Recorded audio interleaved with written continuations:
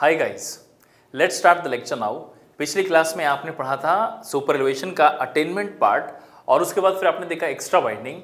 उसको बताने में एक चीज मैंने आपको बताया था कि ट्रांजिशन कर्व की जरूरत आपको पड़ जाती है। और ट्रांजिशन कर्व हम लोग लगाते कहाँ पे हैं? स्ट्रेट और सर्कुलर के बीच में, जिसके अंदर आप सुपर एलिवेशन को अटेन भी करते हो और एक्स्ट्रा वाइडनिंग को भी अटेन करते हो। ये आपने पिछली क्लास में पढ़ रखा था।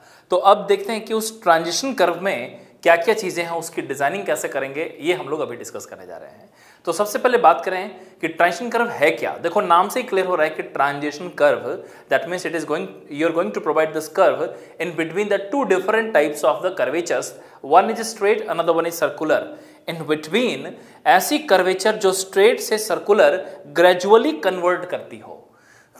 देखो ऐसा है ना कि आपने सुपर एलिवेशन को समझ लिया कि ग्रेजुअली चेंज करते हैं, आपने एक्स्ट्रा वाइडनिंग भी समझ लिया, लेकिन अभी जो आप देखने जा रहे हो वो ये है कि स्ट्रेट लाइन की रोड को सर्कुलर कर्व में ग्रेजुअली कन्वर्ट करने जा रहे हो। तो ऐसा कर्वेचर जो स्ट्रेट से सर्कुलर को ग्रेजुअली चेंज कराता है, मतलब अलाइनमेंट का नेचर ही बदल देता है वो gradually from straight to circular, this type of curve is known as the transition curve. हम लोग देखेंगे इसके अंदर क्या क्या चीजें हैं, वो सिलेबस बाउंड्री में जितनी सारी चीजें आते हैं सबको डिटेल में भी हम लोग देखेंगे। तो सबसे पहले स्टार्ट करो, write down the heading transition curve.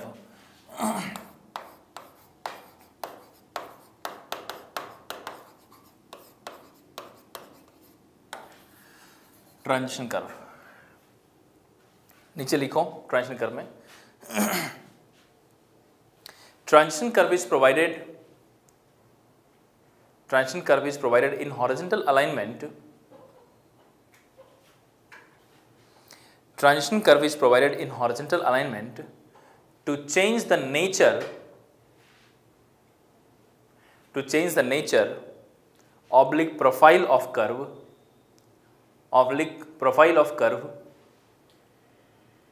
gradually from straight to circular. From straight to circular. From straight to circular. ठीक है, इसी में एक और पॉइंट लिखो। Transition curve has a radius, transition curve has a radius equal to infinite, transition curve has a radius equal to infinite at straight and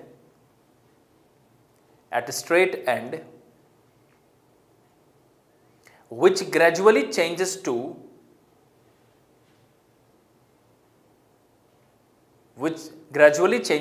designated radius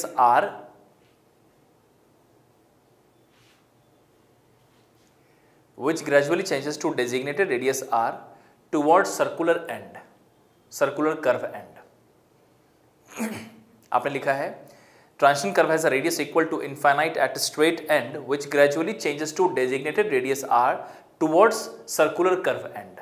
ठीक है, तो एक बात तो तय हो गया कि ट्रांजिशन कर्व स्ट्रेट से सर्कुलर के बीच में इस तरीके से लगती है कि रेडियस की वैल्यू धीरे धीरे कम होते चली जाती है, चेंज होती चली जाती है। तो एक डायग्राम के थ्रू देखते हैं कि ट्रांजिशन कर्व क्या है।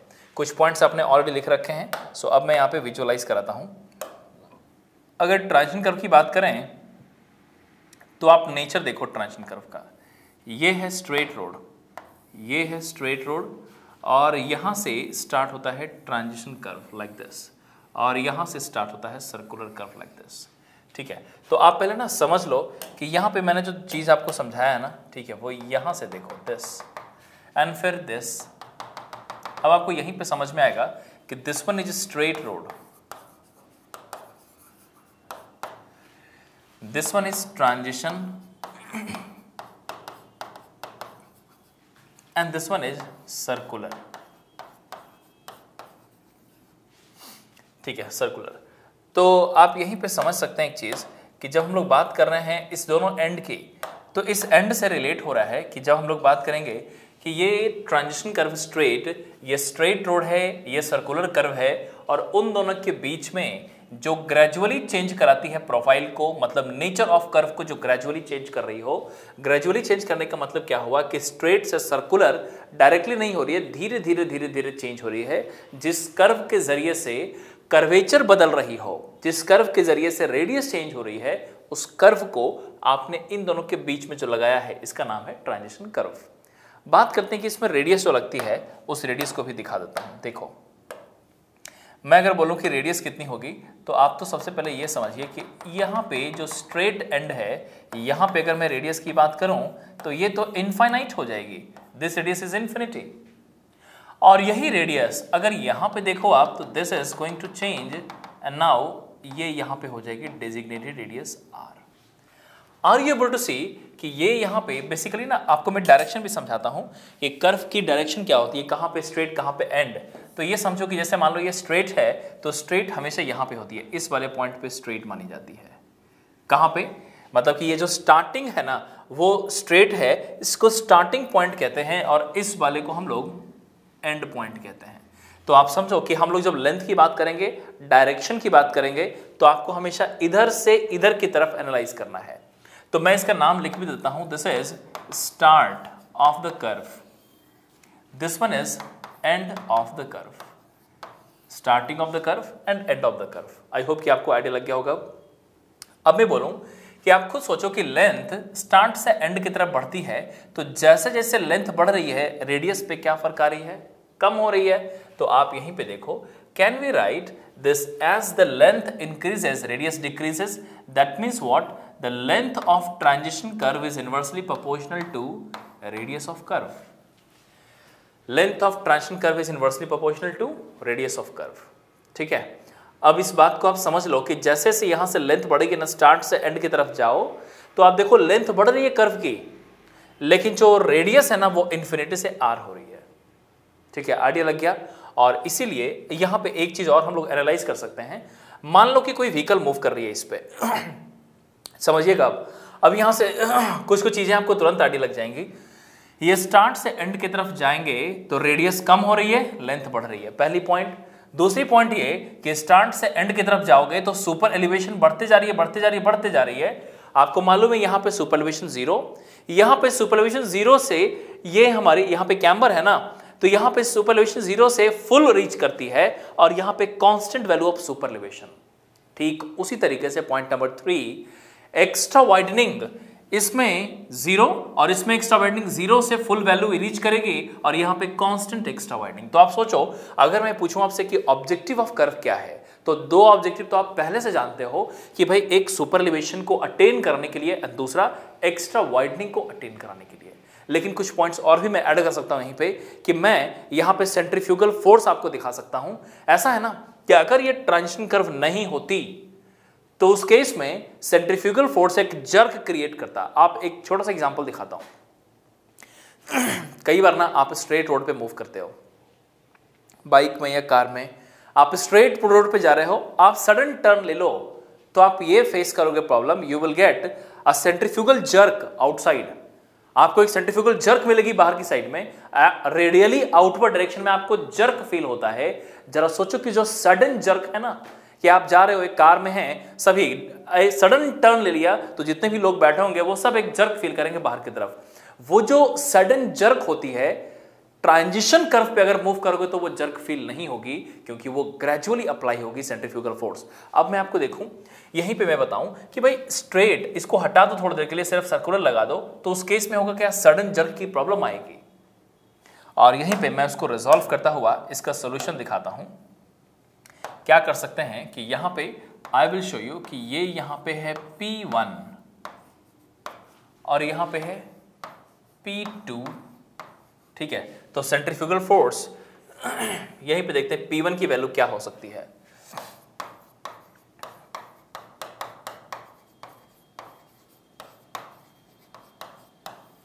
कितना लिखेंगे P1 को, तो आप बता दो P1 is mv² upon R, और आप जानते हो कि R टेंड्स टू इन्फिनिटी, सो इसकी वैल्यू कितनी हो जाएगी, दिस इज इक्वल टू 0।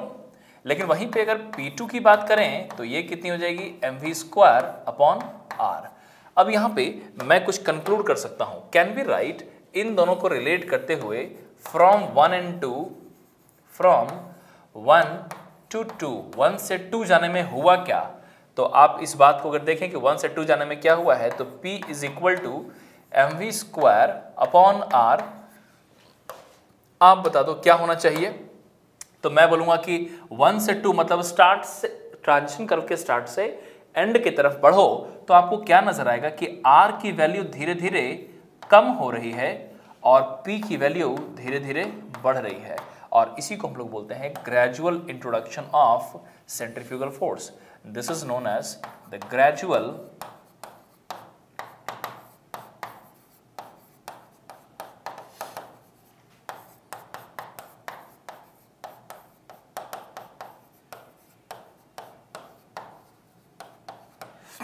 ठीक है, gradual introduction of centrifugal force. तो अब मैं आपको यहां पे समराइज करता हूं कि transition curve is used to introduce the centrifugal force gradually. होता क्या है ना कि ट्रांजिशन कर्व में जो रेडियस है वो इनफाइनाइट से आर की तरफ बढ़ती है, मतलब कि रेडियस धीरे धीरे धीरे धीरे कम होती चली जाती है। तो रेडियस का कम होना, कह सकते हैं ऐसा क्या कि रेडियस के कम हो जाने की वजह से सेंट्रीफ्यूगल फोर्स बहुत ही धीरे धीरे बढ़ेगी। So there will be a gradual introduction of centrifugal force if you provide the transition curve. Now ये आइडिया और भी क्लियर होगा जब आप ये समझें कि अगर ये ट्रांजिशन कर्व नहीं होती तो स्ट्रेट के बाद सीधा सर्कुलर मीट करती। मान लो कि ट्रांजिशन कर्व नहीं है तो स्ट्रेट से सर्कुलर, तो होता क्या कि इनफाइनाइट सीधा आर में कन्वर्ट हो जाता। तो sudden centrifugal force will give you the sudden jerk also. Sudden centrifugal force will give you the sudden jerk, और वो सडन जर्क आपको डिस्कंफर्ट कॉज कराता है। लेकिन आप जब ट्रांजिशन कर्व लगाओगे तो centrifugal force will be introduce gradually, ये इसका एडवांटेज है। तो आपको अभी ये समझ में आ गया कि कई सारे इसके ऑब्जेक्टिव हो गए। ऑब्जेक्टिव पहला, to introduce the centrifugal force gradually, to attain the superelevation, to attain the extra widening gradually. ठीक है, इस तरीके से हम लोग अलग अलग ऑब्जेक्टिव हैं प्रोवाइड, और सडन जर्क को अवॉइड करना is also fourth of the objective. Idea लग गया आपको? अब इसको पहले लिख लो, उसके बाद हम लोग आगे डेफिनेशंस वगैरह लिखेंगे। इसको यहां से लिख लो पहले, राइट इट डाउन।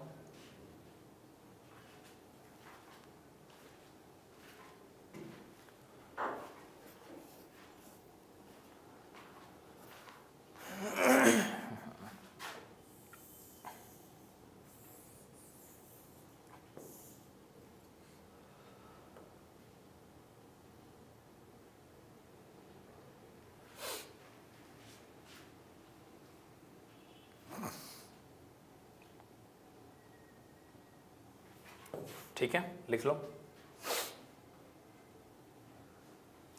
चलो, आई होप कि आपने सब कंप्लीट कर लिया होगा अभी। ठीक है, अब ऑब्जेक्टिव्स लिखेंगे कि ट्रांजिशन कर्व प्रोवाइड करने का क्या क्या ऑब्जेक्टिव है। नीचे लिखेगा, अलग से एक हेडिंग मेंशन करो, objectives to provide transition curve. Write down objectives to provide transition curve. First point, to introduce centrifugal force gradually, to introduce centrifugal force gradually. Next, to avoid sudden jerk, to avoid sudden jerk, to avoid sudden jerk. तीसरा, नीचे लिखिए, to attain super elevation gradually, to attain super elevation gradually. Fourth point लिखिए, to attain extra widening gradually, to attain extra widening gradually. ठीक है, चार objectives आपने लिखे हैं। आई होप कि आपको ये आइडिया क्लियर हो गया होगा। अब चलते हैं कि जब भी हम लोग ट्रांजिशन कर्व लगाते हैं ना, तो आपको ये बात तो समझ में आ गई कि लेंथ बढ़ने से रेडियस कम हो रही है। तो आखिरकार इसका नेचर क्या होगा? अगर मैं नेचर ऑफ कर्व की बात करूं तो इसकी नेचर क्या होनी चाहिए? तो नेचर की जब बात करेंगे ना, तो यहाँ पे आपके पास कई सारे ऑप्शंस निकल के आते हैं। मैथमेटिकली यहाँ पे 3 अलग अलग ऑप्शंस हैं जिसमें लेंथ बढ़ने से रेडियस कम होती है। मैं आपको यहाँ पे दिखाता हूँ, look at this.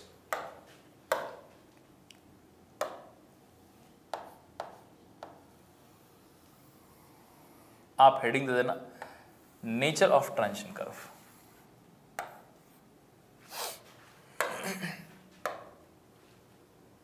Nature of transition curve.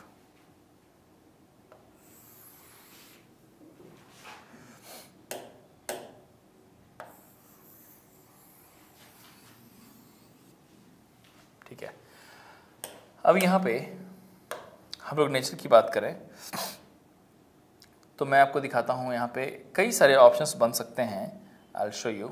ये यहां से सेंटर से स्टार्ट हुआ और उसके बाद एक कर्वेचर जो ऐसे आती है दिस, ये कहलाती है स्पाइरल नेचर ट्रांजिशन कर्व। देख लो नेचर ऐसा ना स्पाइरल है, आप देखो लेंथ बढ़ने से रेडियस कम हो रही है और कम हो रही है और कम हो रही है, एक पॉइंट में जाकर के मर्ज हो जाएगी। तो ये जो शेप देख रहे हो this is called as the spiral nature transition curve. एक और भी दिखाता हूं। Now we have lemniscate. Lemniscate, so this lemniscate curve looks something like this. ये है lemniscate nature transition curve. And similarly एक और नेचर दिखाता हूं,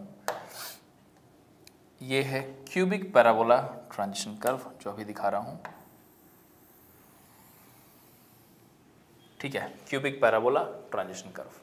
अब यहाँ पे ना आप समझ लो, पहले ये जो हमने बताया है ये है एक्स एक्सिस, ये है वाई एक्सिस, ठीक है, और यहाँ पे अलग अलग हमने नेचर के कर्व दिखाए हैं। So I will show you, this is 1, this is 2 and this is 3. So we have total 3 different types of the curvature which are possible.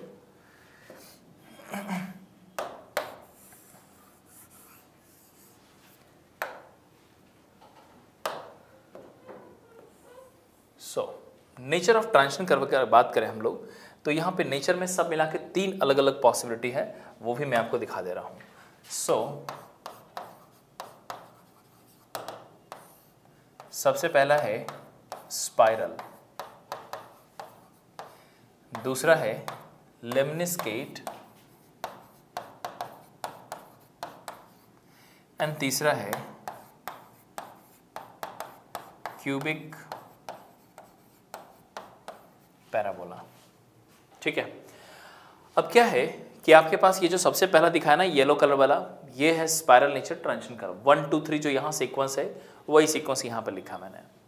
तो ये first curve this one is basically the spiral nature transition curve, second curve is lemniscate transition curve and third one is the cubic parabola transition curve. आप एक चीज और समझ सकते हो कि up to some deviation angle all 3 curve of transition will show the same nature। कुछ deviation angle तक 4 to 9 डिग्री तक, ये 4 to 9 डिग्री तक यहाँ से यहाँ तक जो 4 to 9 डिग्री होती है उसमें तीनों का ही कर्व 1 2 3 तीनों का नेचर सेम होता है। लेकिन अगर आप लॉन्गर डिग्री ऑफ कर्व देखोगे तो उस केस में इन तीनों की नेचर सेपरेट हो जाती है। तो 3 है। अब बात करते हैं कि हम लोग अभी जो पढ़ रहे हैं ना, ये है हाईवे इंजीनियरिंग। हाईवे में कौन से कर्व हम लोग यूज करने चाहिए? तो हाईवे की जब बात करते हैं तो आप समझना इस बात को, अभी जो आप टॉपिक पढ़ रहे हो ना, ज्योमेट्रिक डिजाइन का तीसरा पोर्शन है हॉरिजॉन्टल अलाइनमेंट, और यहाँ पे हम लोग यूज करते हैं स्पाइरल नेचर ट्रांजिशन कर्व। लेकिन वहीं पे जब मैं वैली कर्व डिजाइन करूंगा, जो कि vertical alignment 4th portion of geometric design का पार्ट है, वैली कर्व को डिजाइन करने में we use cubic parabola transition curve. मतलब ये हुआ कि स्पाइरल कर्व का यूज होगा हॉरिजॉन्टल अलाइनमेंट में और क्यूबिक पैराबोला का यूज होगा वैली कर्व में। लेमनिस्केट का यूज जनरली हम लोग नहीं करते हैं। तो हमारे पास ये 2 हैं जो हम लोग यूज करते हैं। क्या एडवांटेज है इसका वो भी बात करेंगे, तो मैं इन सबको यहीं पे अकाउंट करता हूं। पहले आप देखो, दिस वन मैं क्रॉस करता हूं ताकि आपको समझ में आ जाए। ये यूज में नहीं आती है generally. This one used for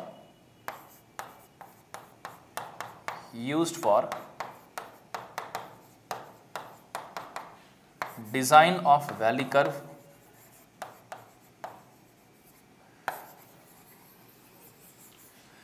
ठीक है। और ये जो देख रहे हो, this one is used for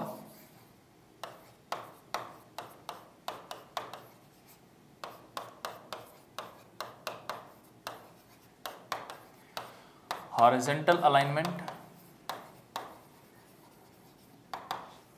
ठीक है।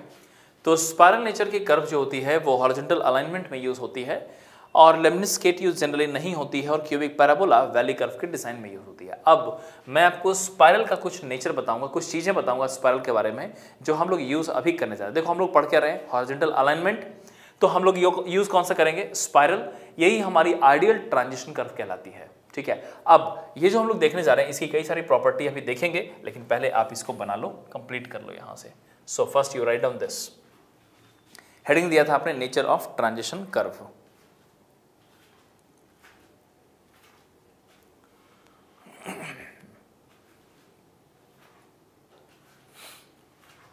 नेचर ऑफ ट्रांजिशन कर्व, ठीक है। उसके बाद आप इसको लिख लो, 3 नेचर है यहाँ पे, तीनों को मार्क कर लो। 1 2 3 जो मार्क किया था ना, वही 1 2 3 यहाँ भी है।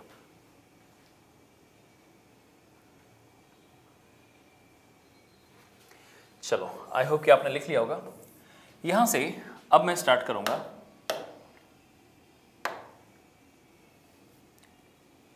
Spiral.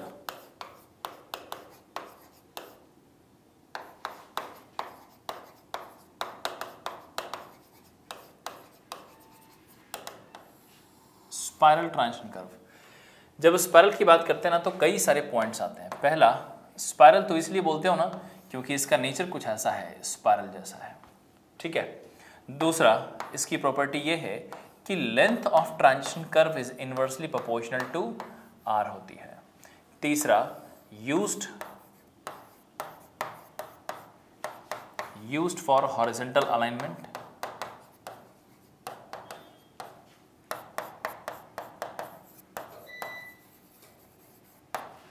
Used for horizontal alignment, also known as the ideal transition curve।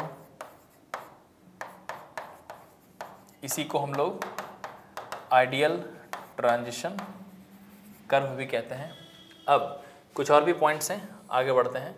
देखो, यहीं पे एक और भी पॉइंट है जो कि सबसे इंपॉर्टेंट पॉइंट है, rate of change of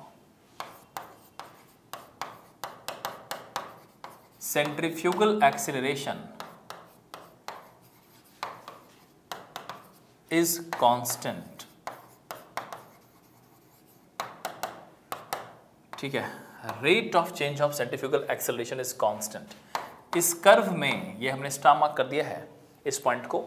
rate of change of centrifugal acceleration is constant कहने का मतलब ये हुआ कि आप समझो कि 2 पॉइंट के बीच में जो एक्सेलरेशन होगी वो एक्सेलरेशन चेंज हो रही है। आप समझिए पहले इस बात को, एक्सेलरेशन चेंज हो रही है, सेंट्रीफ्यूगल एक्सेलरेशन चेंज हो रही है, लेकिन जिस रेट से चेंज हो रही है वो रेट कांस्टेंट है।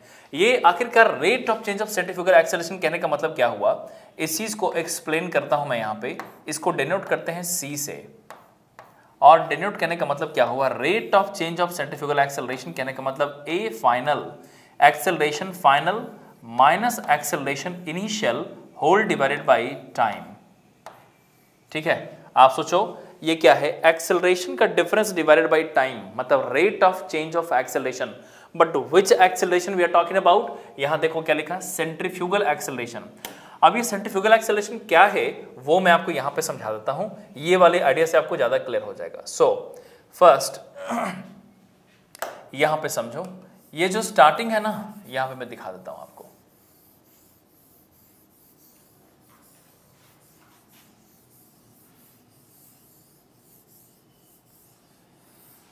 देखो, मैं यहां पे बोलूं कि यहां पे फोर्स कितनी आएगी, तो आप बोलोगे P1 कितनी आ गई, 0। फिर मैं बोलूं सेंट्रीफ्यूगल फोर्स यहां पे कितनी आ जाएगी, आप बोलोगे P2 कितनी आ जाएगी, mv²/r। आपको मालूम है कि force is equal to mass into acceleration होती है, लेकिन हम लोग सेंट्रीफ्यूगल फोर्स में देख रहे हैं। तो मैं आपसे पूछूं कि इसके हिसाब से what is the A initial value, तो आप बोलोगे 0। और इसके हिसाब से what is the A final mass into acceleration, तो what is the A final value, तो आप बोलोगे v²/r। अब जरा सोचो कि ये इनिशियल एक्सेलरेशन है सेंट्रीफ्यूगल वाली, तो ये फाइनल एक्सेलरेशन है सेंट्रीफ्यूगल वाली। मैं इन दोनों एक्सेलरेशन को यहां पे देखूं, सब जगह पे अलग अलग आएगी। Acceleration at this position, this position, this position, everywhere this centrifugal acceleration will be different because the radius will be different. आप देखो ना, सेंट्रीफ्यूगल एक्सेलरेशन कितना लिखोगे आप, v²/r। तो v²/r तो r पे डिपेंड कर रही है ना, तो रेडियस चेंज हो रही है तो सेंट्रीफ्यूगल एक्सेलरेशन भी चेंज हो रही है। तो रेट ऑफ सेंट्रीफ्यूगल एक्सेलरेशन कहने का मतलब कि difference of centrifugal acceleration divided by time.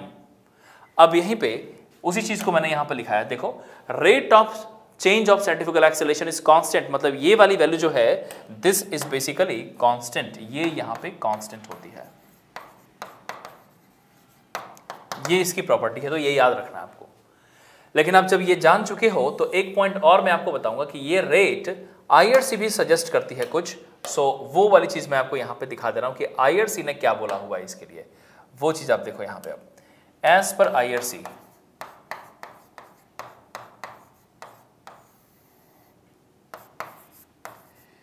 Rate of change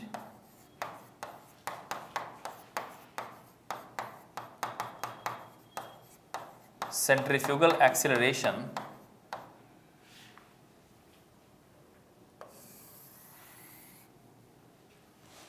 C is equal to 80 upon 75 plus V। सो ये रहा रिलेशन, और इस बात को आप समझ लीजिए, ये रिलेशन यहाँ पे देख लो, ये आईआरसी नॉर्म से जो मैं यहाँ पे लिख रहा हूँ, और आपको समझ लेना चाहिए कि सी में ये जो फार्मूला देख रहे हो ये इंपीरिकल रिलेशन है आईआरसी का। यहाँ पे स्पीड जो लेना है वो किलोमीटर पर आर में रखेंगे हम लोग, और जो सी है, सी आप खुद सोचो कि सी क्या है, change in acceleration by time, तो इसका यूनिट क्या हो जाएगा, metre per second square, acceleration divide by time is second, तो ये हो जाएगी मीटर पर सेकंड क्यूब। ठीक है, तो इस फार्मूले के अंदर v जो आपको पुट करना है 80/75 प्लस v में, v किलोमीटर पर आवर में, लेकिन जो c निकलेगी वो मीटर पर सेकंड क्यूब में निकलेगी। एक चीज और जो मैं यहाँ पे आपको बोलूंगा कि भाई c की वैल्यू ना रेंज डिसाइड की गई है कि ये इसी रेंज में होनी चाहिए, 0.5 से लेकर के 0.8 मीटर पर सेकंड क्यूब के रेंज में होने चाहिए। जैसे मान लो कोई क्वेश्चन सॉल्व करते हो आप, और rate of change of centrifugal acceleration की वैल्यू 0.5 से कम आ गई है, जैसे मान लो 0.48 आ गई है, so can you take 0.48 for design of transition curve? Answer no, because IRC has restricted up to 0.5 only. In upper side, it should not exceed 0.8. So the value of rate of change of centrifugal acceleration must be lying in between 0.5 to 0.8. This is the IRC norms you will have to keep in mind. This relation, the units taken and this range, this you will have to keep in mind. तो ये वाली बात जो हमने बताया आपको, ये IRC norm से उसको as it is आप रखना याद। ठीक है, ये IRC norms है। अब इसी चीज को मैं आपको बोलूंगा, सबसे पहले आप लिखो, यहां से स्टार्ट करो। मैंने आपको स्पाइरल ट्रांजिशन कर्व का बहुत सारा चीज बता दिया नेचर में। मैंने आपको ये भी बताया था कि लेमनिस्केट जनरली यूज नहीं होते हैं हाईवे में, लेकिन जो क्यूबिक पैराबोला है उसको वैली कर्व में यूज करते हैं। तो वैली कर्व तो वर्टिकल अलाइनमेंट का पार्ट है, वहां पे पढ़ेंगे उसको। यहाँ पे हमें स्पाइरल जानने की जरूरत है, तो स्पाइरल में डिस्कस कर रहा हूं। तो ये सारे पॉइंट्स आपके सामने हैं, फटाफट आप इसे अब लिख लो, कंप्लीट करो।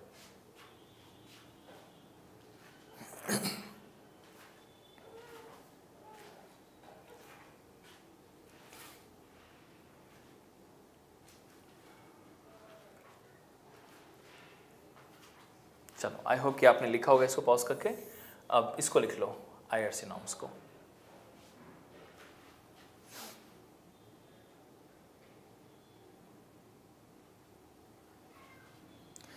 चलो, कंप्लीट हो गया। चलो, ये था बेसिक्स इसका। अब यहाँ पे देखो दो चीज़ें कंसर्न है कि हम लोग लेंथ जब निकालते हैं तो लेंथ का कैलकुलेशन किस तरीके से करते हैं, और दूसरा यूनिट वाली बात मैंने आपको पहले भी बता रखा है, जो आपको ध्यान में रखना है कि यूनिट कब कहाँ पे कैसे लेना है। ये मैंने आपको ज्योमेट्रिक डिजाइन स्टार्ट किया था तभी मैंने बताया था, तो वो चीज़ हमेशा फॉलो करना पूरे ज्योमेट्रिक डिजाइन में, कि जब जब स्पीड आएगी किलोमीटर पर आवर, जब जब लेंथ आएगी, जब जब डिस्टेंस आएगी मीटर्स में, टाइम सेकंड्स में, acceleration metre per second square में, और rate of change of centrifugal acceleration metre per second cube में। ठीक है, चलो यहां से स्टार्ट करेंगे हम लोग length of transition curve. So will start with, right the heading, length of transition curve.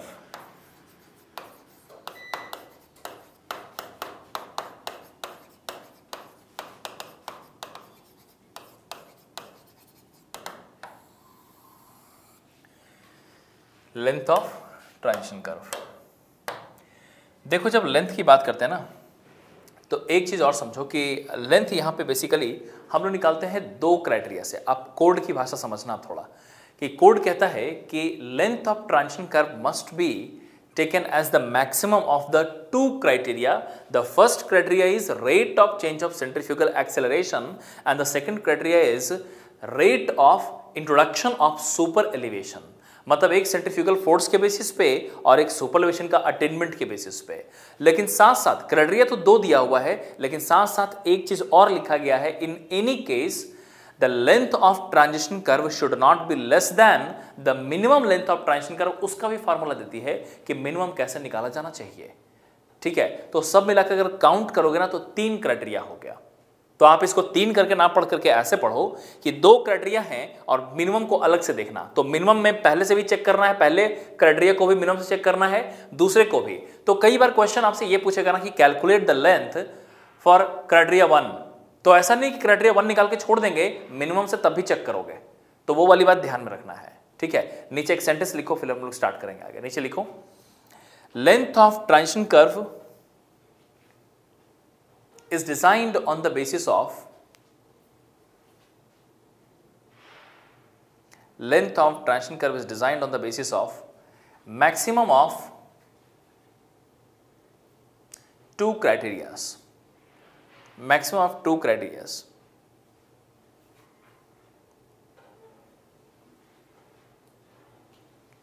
and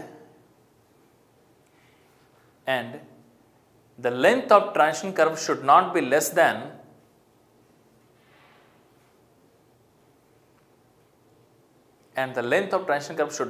than the minimum length of transition curve. Minimum length of transition curve.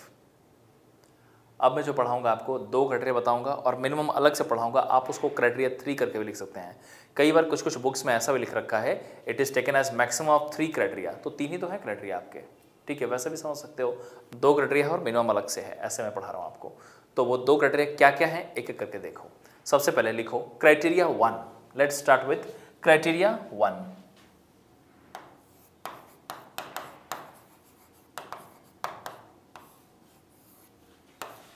As per rate of change of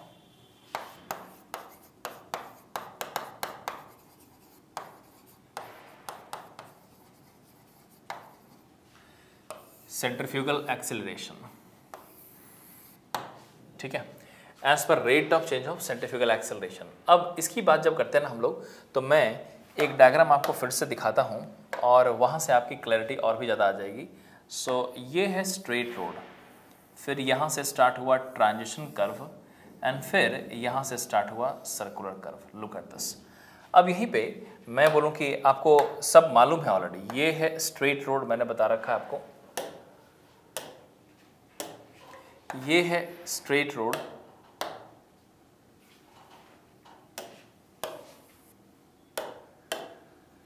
straight road, ये है transition curve और ये है circular curve.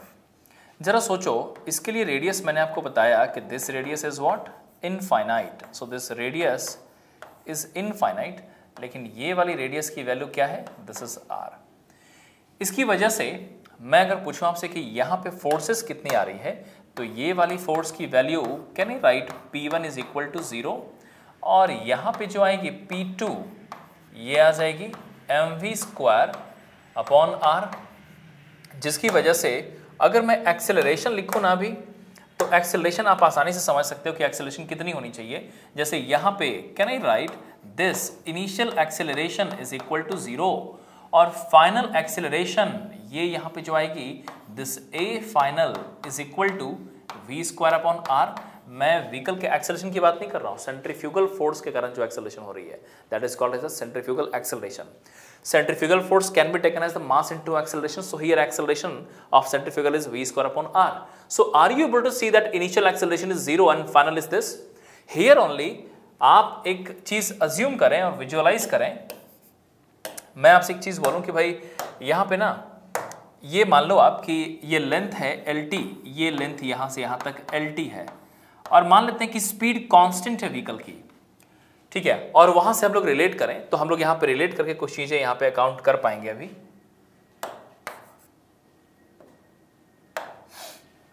तो आप देखो ये हमने यहाँ पे दिखाया, और I can write rate of change of centrifugal acceleration. This we can now write rate of change of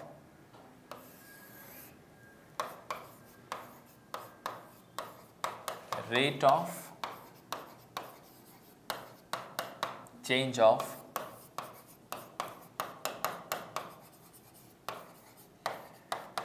centrifugal acceleration. आपको याद होगा इसका नोटेशन क्या था, c, और c की वैल्यू लिखते कैसे थे हम लोग। सो this is basically a final minus a initial divided by time. अब इसी को मैं एलिबरेट करता हूँ और आप सोच के बताना कि इसकी वैल्यू क्या लिखूँ मैं।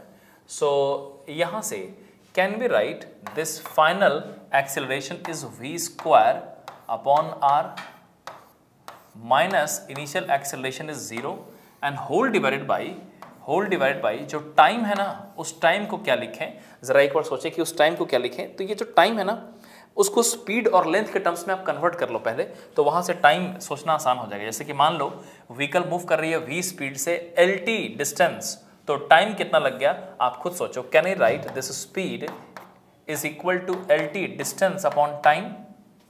स्पीड अगर यूनिफॉर्म मान रहे हो तो टाइम, उसको कितना डिस्टेंस ट्रेवल किया, lt, कितने टाइम में, t टाइम में। तो यहां से can I write this t is equal to lt upon v, लिख सकते हो। मैं इसी को उठा करके वहां रख रहा हूं। अब आप देखो, this I can write here, it is simply t is equal to lt upon v, लिख सकते हैं। और यहीं से रिलेट हो जाएगा दिस, यहां से अगर रिलेट करो, so this is going to be c is equal to VQ upon R into LT, and hence length of transition curve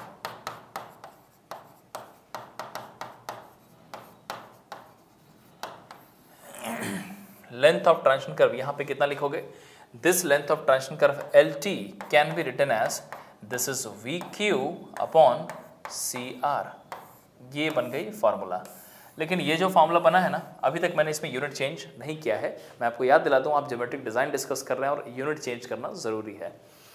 तो अगर इसको मैं यूनिट चेंज करूं तो इसकी वैल्यू जो आ जाएगी unit change. Now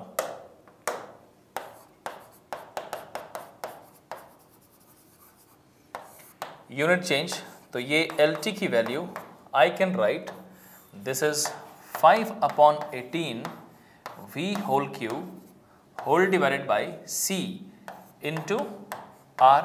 so basically इतना ही आएगा फैक्टर, और इसकी वैल्यू अगर आप निकाल दो तो ये बनेगी this is 5 upon 18 to the power 3, and this value comes out 0.0215 v cube whole divided by C R. So basically ये 0.021433 है, कोड में इसका 215 लिखा है। तो आप इसका फाइनल फार्मूला अगर लिखें तो you can relate the length of transition curve unit change करने के बाद this you can write LT is equal to 0.0215 V cube whole divided by C into R। ये फार्मूला जो देख रहे हो ना, इसमें यूनिट आपको ध्यान रखना है कि यूनिट क्या लिखेंगे आप। मैं पहले भी बोल चुका हूं, V must be in kilometre per hour, radius must be in metres, C must be in metre per second, Q और LT ऑफ कोर्स आपको मीटर में मिल रही है। ठीक है, ये रिलेशन यूज करेंगे। तो ये पहले क्राइटेरिया का आउटकम है जो आपने अभी देखा। ठीक है, आई होप कि आपको ये समझ में आया होगा। तो पहले क्राइटेरिया को आप लिख लो, फिर सेकंड पे आगे बढ़ेंगे फिर हम लोग। सो मैं आपको दिखा देता हूँ फर्स्ट जहां से स्टार्ट किया था, यहां से लिखो, कंप्लीट कर लो।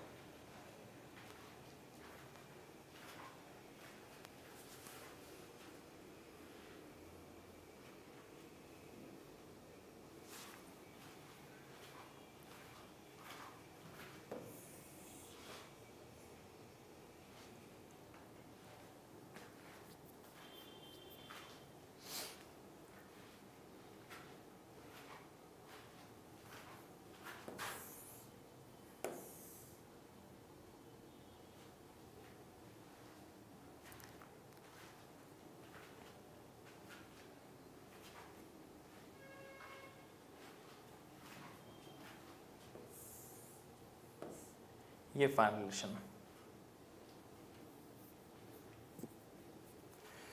चलो Criteria 1 is now over. Now we'll start the second criteria. Second criteria है as per rate of introduction of superelevation. अब पहले आप समझ लो कि ये जो आप अभी पढ़ने जा रहे हो ना, ठीक है, इसी में बच्चे काफ़ी कंफ्यूज हो जाते हैं, तो उसको बहुत ही प्रॉपरली, बहुत ही ज़्यादा ध्यान से आपको समझना है, ठीक है। चलो स्टार्ट करता हूं मैं यहाँ पे। क्राइटेरिया 2, क्राइटेरिया 2 एज पर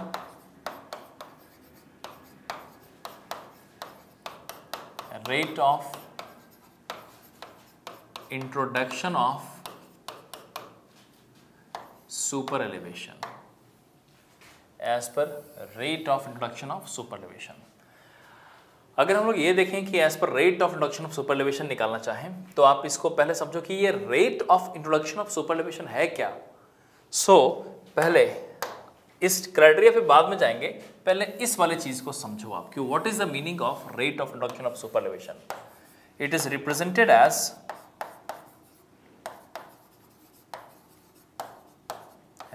as one in N, one in N.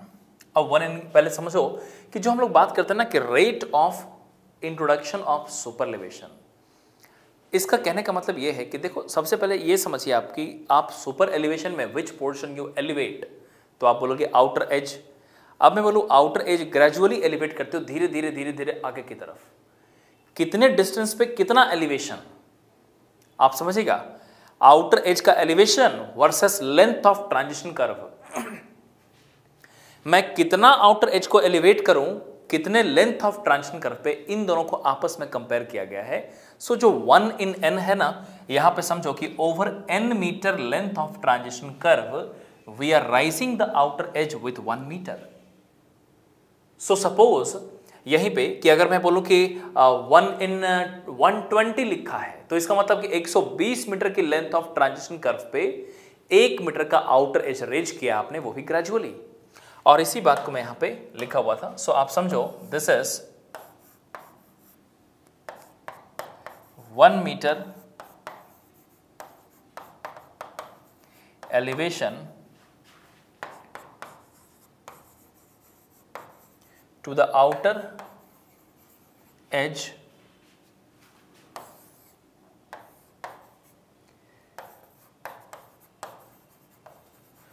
gradually over n meter length of transition curve।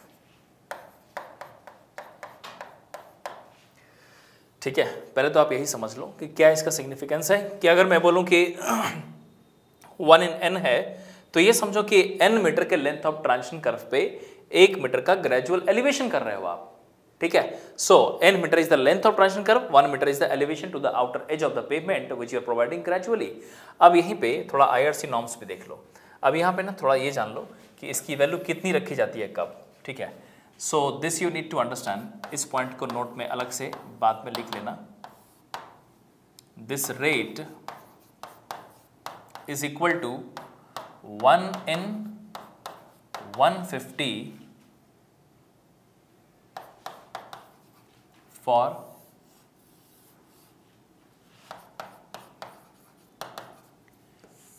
Plane rolling terrain.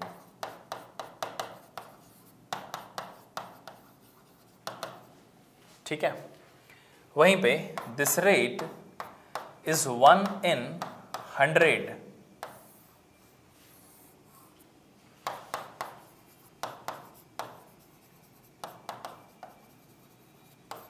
For mountainous steep terrain.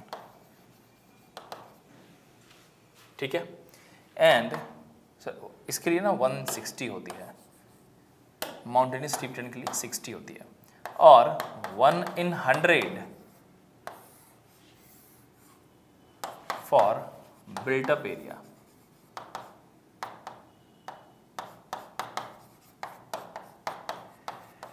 तो पहले तो आप ये जान लो कि n की वैल्यू प्लेन रोलिंग टेरेन के लिए 150 होती है, माउंटेनियस स्टीप टेरेन के लिए 60 होती है, बिल्ट अप एरिया के लिए 100 होती है। तो आपको ये समझ में आया क्या कि 1 in 150 लिखा गया, तो सिग्निफिकेंस क्या है कि 150 मीटर की लेंथ ऑफ ट्रांजिशन कर्व पे 1 मीटर ग्रेजुअली प्रोवाइड करूंगा, मतलब कि ट्रांजिशन कर्व के शुरुआत पे आउटर एज में कोई एलिवेशन नहीं, और 150 मीटर के एंड पे 1 मीटर का एलिवेशन होगा। तो बताओ 75 मीटर पे कितना, 0.5। ठीक उसी तरीके से अगर माउंटेनियस स्टीप टेरेन रखेंगे तो वहां पे 1 in 60 रखेंगे आप, और इसका सिग्निफिकेंस क्या हुआ कि 60 मीटर की लेंथ ऑफ ट्रांजिशन कर्व पे 1 मीटर ग्रेजुअली प्रोवाइड करते चले जाएंगे आप। ठीक है, जैसे यहां पे मैंने दिखाया। ठीक है, यही यहां पे 100 मीटर में 1 मीटर है। तो जो भी हमने आपको समझाया था ये वही चीज है जो वहां पे लिखा हुआ है। आई होप कि आपको यह रेट समझ में आ चुका होगा। अब इस रेट के हिसाब से आगे जाएं तो इसकी वैल्यू कब कितनी होगी वो मैं आपको यहां पे समझा दे रहा हूं। सो ये तो हुआ क्राइटेरिया। अब यहाँ पे डिजाइन करें कि लेंथ ऑफ ट्रांजिशन कर्व क्या होनी चाहिए, उसके लिए थोड़ा सा चीज मैं आपको दिखाता हूँ। अब यहाँ पे क्या है ना, सुपरएलिवेशन वाले क्राइटेरिया से जाओ तो आपको बेटर तरीके से आइडिया लगेगी। ठीक है, कि कितना एलिवेशन और कितना लेंथ, ठीक है, यहां से रिलेट करेंगे हम लोग। सो मैं आपको दिखाता हूँ। अब देखो इसमें ना 2 केसेस बनते हैं। आपको याद होगा कि सुपरएलिवेशन डिजाइन करने में 2 केसेस पढ़ा था आपने। एक था जो अटेनमेंट वाला पार्ट था ना, उसमें 2 केसेस आपने पढ़ा था। रोटेशन 2 तरीके से ले रहे थे आप, एक थी रोटेशन अबाउट सेंटर लाइन और एक थी रोटेशन अबाउट इनर एज। अब मैं क्या करूंगा, आपने अभी अभी 1 in n का मतलब समझ लिया है। अब मैं उसको यूज करते हुए डिराइव करूंगा कि भाई दोनों केसेस में relation length of transition curve की क्या होनी चाहिए। लेकिन उससे पहले केस देखते हैं एक एक करके। सबसे पहले सेंटर लाइन से स्टार्ट करते हैं। So let's start case 1।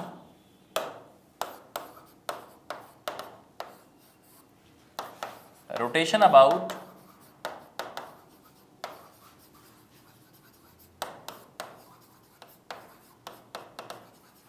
Centre line, rotation about centre line.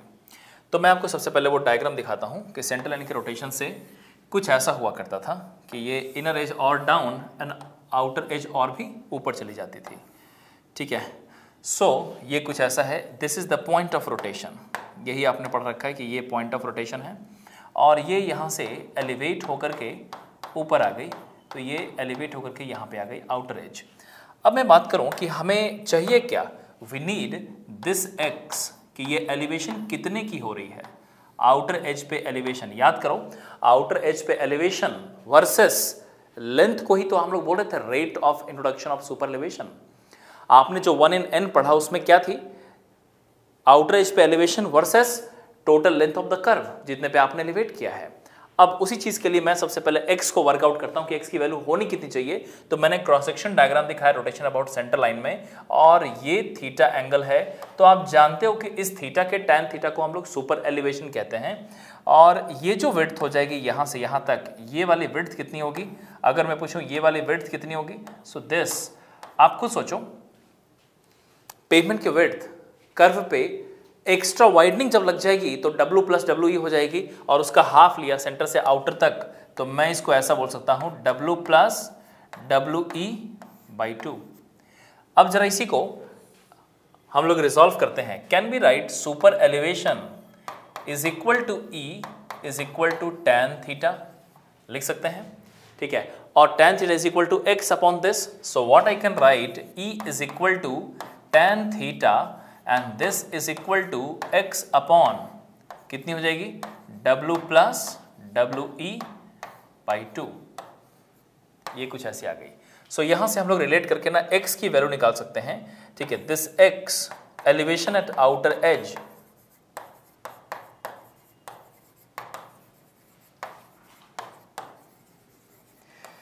Elevation eight outer as, इसकी वैल्यू अगर मैं लिखूं तो ये यहां से हम लोग आसानी से रिलेट कर सकते हैं कि this value x should be equal to कितनी हो जाएगी, E into W plus WE/2।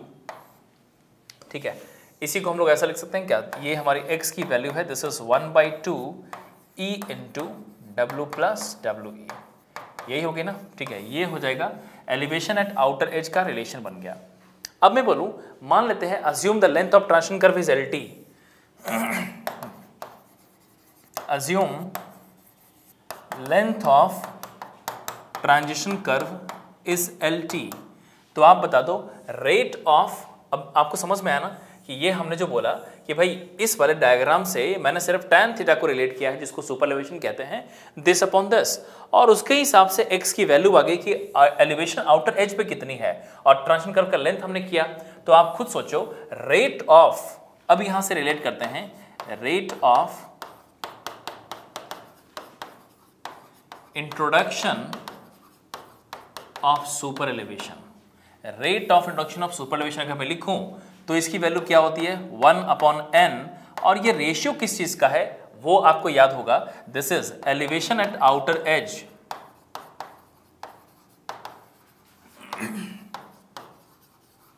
Divided by length of transition curve.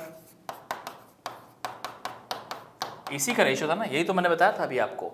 अब मैं इसी रेशियो को यहां पर लिखता हूं, can be right elevation eight outer as कितनी आई, अभी अभी देखो x की वैल्यू आई है, so I can write x upon LT, और x की वैल्यू आप जानते हो अभी, सो मैं यहां पे लिखूं कि भाई LT length of transition curve कितना लिखेंगे, so this LT can be written as, this is simply LT आ जाएगी x इंटू n। सो अब मैं पूछूं x की वैल्यू पुट कर दें, so length of transition curve कितनी हो जाएगी, लेंथ ऑफ ट्रांजिशन कर्व इस केस में अगर मैं लिखूं, so this LT is going to be x की वैल्यू 1/2 e, यही हो जाएगा ना 1/2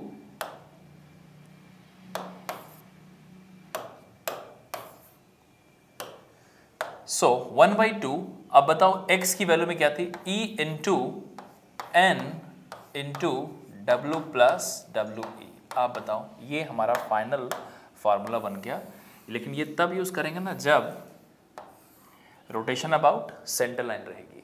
अब आपको ना यहाँ पे सब कुछ मालूम है, 1/2 E क्या है सुपर एलिवेशन, N क्या है रेट जो कि प्लेन ट्रेन में 150 यूज करेंगे, माउंटेनियस स्टीप में 60 और बिल्टअप में 100, W is the width of pavement, W is the extra widening. ठीक है, ये हमने आपको बताया। आई होप कि आपको ये वाला आइडिया पूरा क्लियर हो गया होगा। मैंने ना बिल्कुल बेसिक से लेके चला मैं, तो आप खुद ही देखो, मैंने यहाँ सबसे पहले निकाला x की वैल्यू क्या है, एंड फिर जो रेट आपको पढ़ाया था उस रेट का मीनिंग लिखा, 1/n का मीनिंग ये है, ये रेशियो, और वही चीज यहाँ लिखा कि इस केस में x अपॉन LT है, तो वहां से ये LT की वैल्यू आ गई और ये हमारा फाइनल फार्मूला बन गया। इसी को अगर मैं केस 2 बनाऊं तो केस 2 में भी इसी तरीके से हो जाएगी, लेकिन मैं चाहता हूं कि अब एक बार ना खुद से भी करके देखो आप। ठीक है, मैं भी करूंगा, मैं आपको पहले दिखा देता हूं, आप इसको लिख लो और खुद से फिर करके देखो। अभी आपसे भी निकल जाना चाहिए सब रिलेशन सब। ठीक है, राइट इट डाउन, कंप्लीट करो।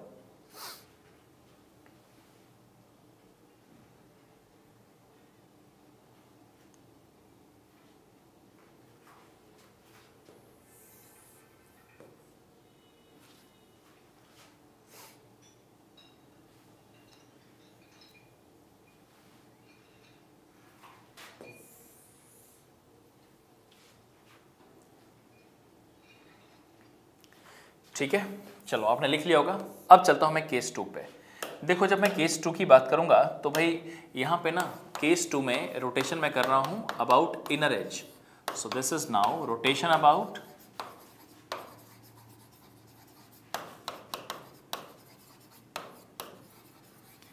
Inner as, rotation about inner as करेंगे। तो इस केस में होगा क्या, पहले आप डायग्राम देख लो कि ये केस है और इनर एज के अबाउट अगर मैं रोटेट करूं तो ये सिचुएशन बन के आ रही है। अब आपको यहाँ पे ये मालूम है कि ये वाली वैल्यू कितनी हो जाएगी, this is simply x elevation, ये आपको मालूम है कि ये थीटा है जिसकी tan थीटा को हम लोग सुपर एलिवेशन कहेंगे, और ये जो विड्थ बन रही है ना, this is W plus WE बन रही है विड्थ। सो यहाँ से हम लोग क्या लिख सकते हैं, tan theta is equal to this E is equal to tan theta and this is equal to x upon W plus WE। ठीक है, सो यहाँ पे आप बता दो एलिवेशन एट आउटर एज कितना लिखे हैं, दिस आई कैन राइट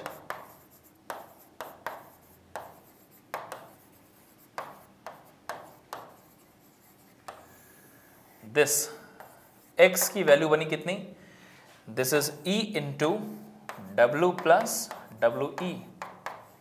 अब ये मालूम है length of transition curve assume, मैं मान लेता हूं लेंथ ऑफ ट्रांजिशन कर्व कितना है LT, तो मैं यहां पे भी क्या लिखूंगा, now rate is equal to rate of introduction of superelevation is what 1/n and this is x upon LT। और यहीं पे मैं और क्या लिख सकता हूं, इसकी वैल्यू अगर लिखूं यहां से तो this I can write x is equal to, ये कितनी हो जाएगी, this is x sorry LT is equal to, यहां से रिलेट करेंगे and I can write this length of transition curve is equal to n into X and hence यहां से finally अगर मैं लिखूं तो this L T can be written as e into N into W plus W E. यही हो जाएगा क्या, ये हमारा final length of transition curve.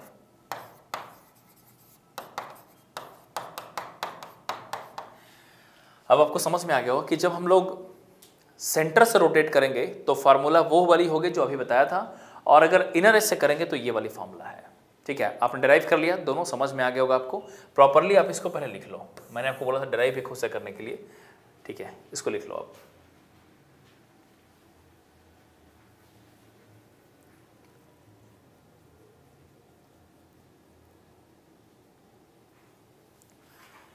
Next इसको लिख लीजिए। अब समराइज करते हैं। देखो क्या है ना कि अभी तक आपने ये तो लिखा था कि it is taken maximum of the two criteria. पहले क्राइटेरिया से कितनी आई थी, 0.0215 V Q upon C R, पहला क्राइटेरिया जो कि सेंट्रीफ्यूगल एक्सेलरेशन वाला क्राइटेरिया था। फिर क्या था, सुपर एलिवेशन वाला क्राइटेरिया, उसमें क्या लिखा आपने, L T is equal to 1/2 E into N into W plus W E, और अगर इनर से करोगे तो वो हो जाएगी E into N W plus W E. आपने सब लिख भी लिया। अब क्या है कि एक अलग से क्राइटेरिया दी गई है और वो है मिनिमम लेंथ की क्राइटेरिया। ये एक इंपीरिकल रिलेशन है जो आईआरसी देती है, और इनका कहने का मतलब, मिनिमम कहने का मतलब ये है कि अगर कभी किसी डिजाइन में आप सिर्फ पहले क्राइटेरिया से अगर रिजॉल्व करते हो तब भी मिनिमम से चेक करना ही पड़ेगा। Minimum will be applied even if they ask you the question only with one criteria or with both criteria. Doesn't matter, they may ask you like calculate the length of transition curve considering the superelevation criteria. So you will calculate by superelevation criteria and then you will check by the minimum also. The minimum is mandatory for both the criteria. Always keep in mind, right? This is called as the minimum length of transition curve. So you can write here special note. Special note. Minimum length of transition curve.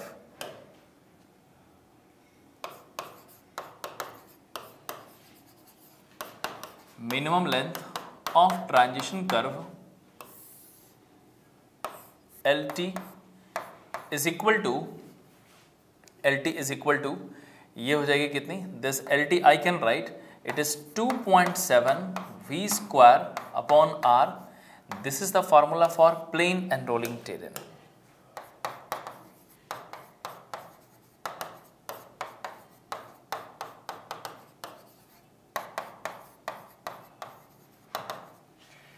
For plain and rolling terrain, और दूसरा है यहाँ पे this is V square upon R for mountainous and steep terrain.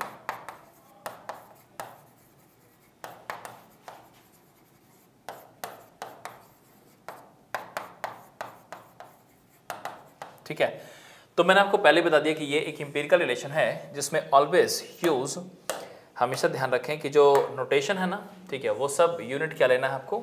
यहाँ पे L T of course metres में है, ठीक है, V is in kilometre per hour and radius in metres. ठीक है, सो ये मिनिमम है, मतलब कि आप कोई सा भी क्राइटेरिया निकालो, ये मिनिमम से चेक आपको करना ही पड़ेगा। ठीक है, लेंथ की कहानी यहीं पे खत्म हो जाती है। सो पहले आप इसे लिख लो, फिर क्वेश्चन सॉल्व कर लेंगे हम लोग। ठीक है, कंप्लीट कर लो इसको।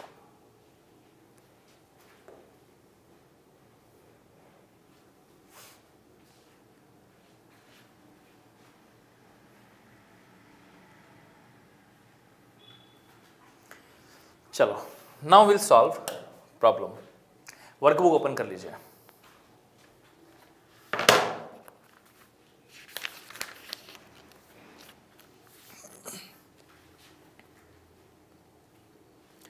सॉल्व करेंगे क्वेश्चन नंबर 59। पढ़ो जरा क्वेश्चन को, पढ़ो इसमें क्या लिखा है। Calculate the length of transition curve on a plain terrain using the following data: design speed, radius of curve, allowable rate of introduction of super elevation and pavement width including extra widening, सब कुछ मालूम है।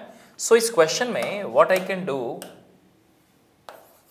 इस question में आपको design speed मालूम है, कितना दिया हुआ भाई, this is 65 kilometre per our, और रेडियस ऑफ कर्व मालूम है, कितना है ये, 220 मीटर। फिर है allowable rate of introduction of super elevation, मतलब n की वैल्यू कितना है 150। अच्छा ये नहीं भी दिया जाता ना तब भी आपको 150 मालूम है, प्लेन ट्रेन में तो आप 150 लेते हो, ठीक है। इसके अलावा एक चीज और देखो, रोटेशन कहां से लेना है, सेंटर लाइन से। इन्होंने लिख रखा है centre line rotation, centre line rotation centre line से लेंगे। उसके बाद including extra widening the width दिया हुआ है W + WE is equal to 7.5 metre. आप क्या करने वाले हैं अभी आप बताओ। अगर मैं लेंथ डिजाइन करूं तो मैं क्या करूंगा, मैं सबसे पहले क्राइटेरिया 1 निकालूंगा, क्राइटेरिया 2 निकालूंगा और उसके बाद मैं मिनिमम भी चेक करूंगा और तीनों में से जो मैक्सिमम आएगी दैट वी विल रिपोर्ट। ठीक है, चलो स्टार्ट करते हैं यहां से। We will now resolve with criteria by criteria. तो मैं सबसे पहले स्टार्ट करता हूं। Now length of transition curve criteria 1 as per rate of change of centrifugal acceleration, as per rate of change of centrifugal acceleration। अगर इसको निकालें तो आप खुद बताएं कि LT की वैल्यू कितनी होनी चाहिए। So this I can write this is 0.0215 VQ whole upon CR, VQ upon CR, यही थे ना। लेकिन आगे बताओ, इसको सॉल्व करने से पहले हमें क्या निकालना पड़ेगा। V मालूम है, R मालूम है, लेकिन C क्या है, rate of change of centrifugal acceleration. उसको हम लोग पहले वर्कआउट कर लेते हैं। What is the rate of change of centrifugal acceleration, ये निकालना पड़ेगा। सो आप बताओ, as per IRC you know that the C value is what, it is 80 upon 75 plus V, और इसकी वैल्यू कितनी बनी देखें जरा, ये हो जाएगी 80 अपॉन 75 एंड प्लस V की वैल्यू क्या है। सो इसमें ये हो जाएगी 65, दिस वन इज 65, ठीक है। 80 upon 75 plus 65। So what I can write, this is 80 upon 75 plus 65 and this value is 0.571 metre per second cube. मैं आपको याद दिला दूं, इसका रेंज याद है कहां से कहां तक, 0.5 से लेकर के 0.8 तक रेंज में है ऑलरेडी। अगर मान लो कि 0.4 आती तो क्या करते हैं, 0.5 लेना पड़ता, 0.9 आती तो 0.8 लेना पड़ता, मतलब रेंज से बाहर आप नहीं जा सकते हो। ये ऑलरेडी रेंज में आ रखी है। अब हमें C की वैल्यू मिल गई और बाकी सभी मालूम है। सो यहाँ से हम लोग इसके रिजॉल्व करेंगे। व्हाट आई कैन राइट यहाँ से, this is 0.0215 multiplied by 65 whole cube whole divided by CR। C की वैल्यू अभी भी निकाला है 571 है, 571 इंटू R की वैल्यू चेक करें, R कितनी है। So this R is 220 check करो, आंसर मीटर्स में आ जाएगी ये। So this value 0.0215 multiplied with 65 whole cube whole divided by 0.571 multiplied with 220 and this is coming 47 metre. 47 metre आ रही है पहले क्राइटेरिया से, ठीक है। आगे देखते हैं criteria 2।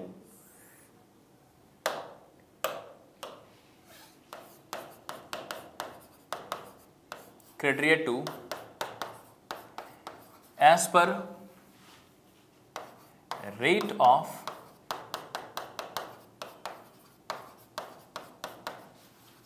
introduction of super elevation, as per rate of introduction of super elevation। इस क्राइटेरिया से जाएं तो रोटेशन कहां से लेना है, रोटेशन अबाउट दिया हुआ ना, रोटेशन अबाउट सेंटर लाइन, ऐसा क्वेश्चन में दिया हुआ है। तो मैं यहां से पूछूं फार्मूला क्या लिखेंगे, तो LT is equal to 1/2 E into N into W plus WE। अब आप पहले ये सोचो, ठीक है, थोड़ा ध्यान सोचिएगा, क्या क्या मालूम है। क्या W plus WE already given है, क्या N मालूम है, लेकिन E सोचो सुपर एलिवेशन, क्या ये मालूम है। तो इसमें से E, कुछ बच्चे क्या करते हैं कि E नहीं दिया हुआ है, प्लेन टेरेन है तो 7% ले लेंगे। ऐसे नहीं करना, डिजाइन स्पीड दिया है, डिजाइन कर लो, ठीक है। तो इस क्वेश्चन में आप देखिए पढ़ के, इसमें क्लियरली लिखा हुआ है कि डिजाइन स्पीड दिया हुआ है और टेरेन भी दिया हुआ है, तो अपनी मर्जी से मैक्सिमम लेके नहीं चलेंगे, अब आपको यहाँ पे सोचना पड़ेगा। तो मैं यहाँ पे क्या कर सकता हूँ, ई की वैल्यू को डिजाइन करना पड़ेगा, तो मैं इसको यहीं होल्ड करता हूँ और पहले हम लोग यहाँ पे डिजाइन कर लेते हैं सुपरएलिवेशन को।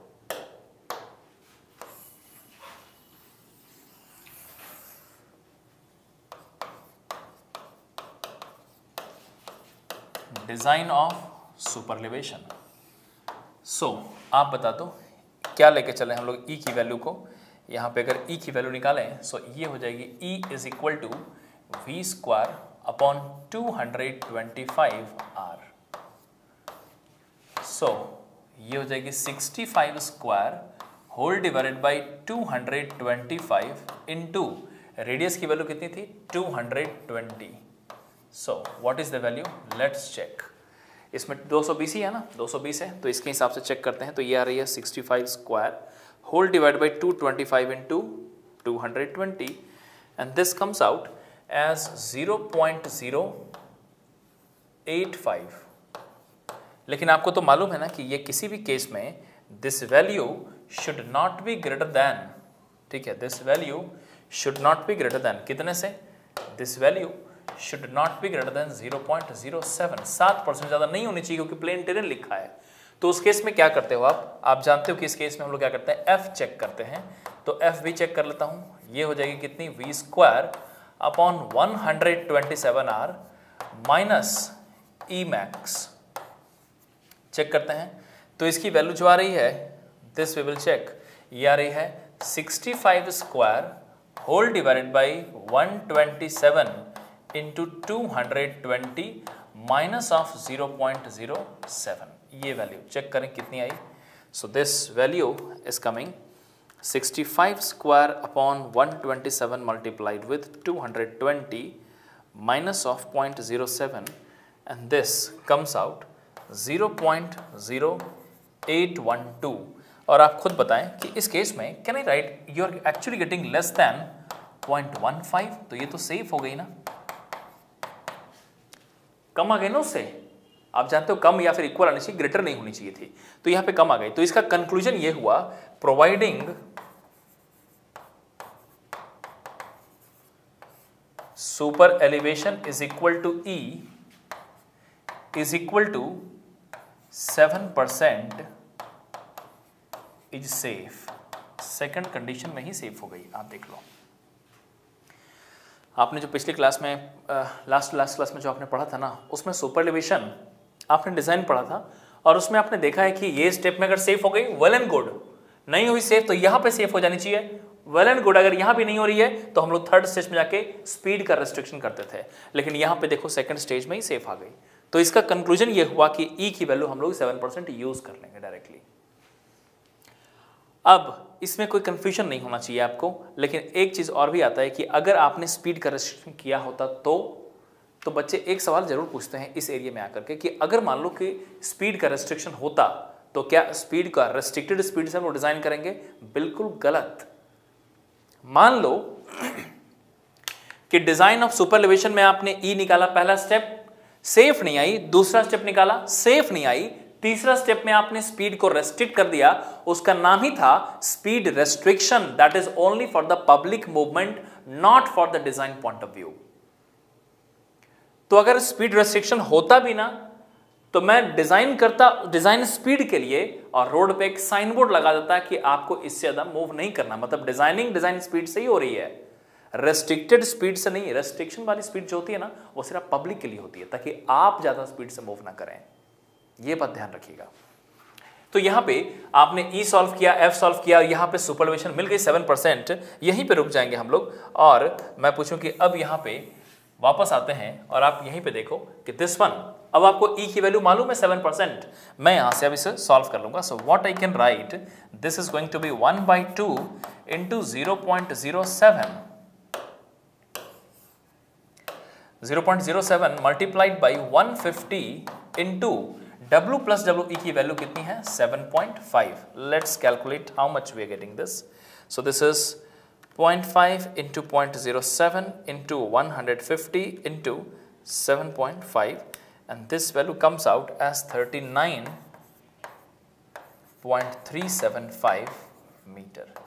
अब देखो आपके सामने ना दोनों क्राइटेरिया का लेंथ मालूम है, लेकिन मैंने आपको क्या बोला कि आप निकाल तो लोगे लेकिन मिनिमम भी निकालना बहुत ज़रूरी है। सो अब मैं चलूँगा क्राइटेरिया 3 पे। So now will calculate the minimum length, minimum length of transition curve कितना लिखे हैं, तो इसका रिलेशन याद होगा प्लेन एंड रोलिंग टेरेन में, this is 2.7 into V square upon R, यही होती थी। सो यहाँ पे अब इसको भी मैं सॉल्व कर लेता हूँ, कितनी आ रही है, we will see this is 2.7 into 65 square upon 220। Let's check how much we are getting this. ये आ रही है 2.7 into 65 square upon 220 and this value comes out 51.85 metre. ठीक है, तो मैं पूछूं लेंथ ऑफ ट्रांजिशन कर्व कितनी है, आसानी से सॉल्व कर सकते हैं length of transition curve. So यहाँ पे we can now write finally the length of transition curve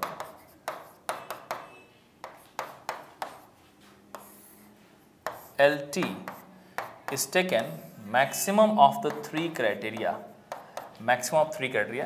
पहली क्राइटेरिया में कितनी आई थी, so it was, let me check, कितनी आई थी 47, दूसरे में 39.375, 47 39.375 एंड तीसरी में आई है 51.85 मीटर।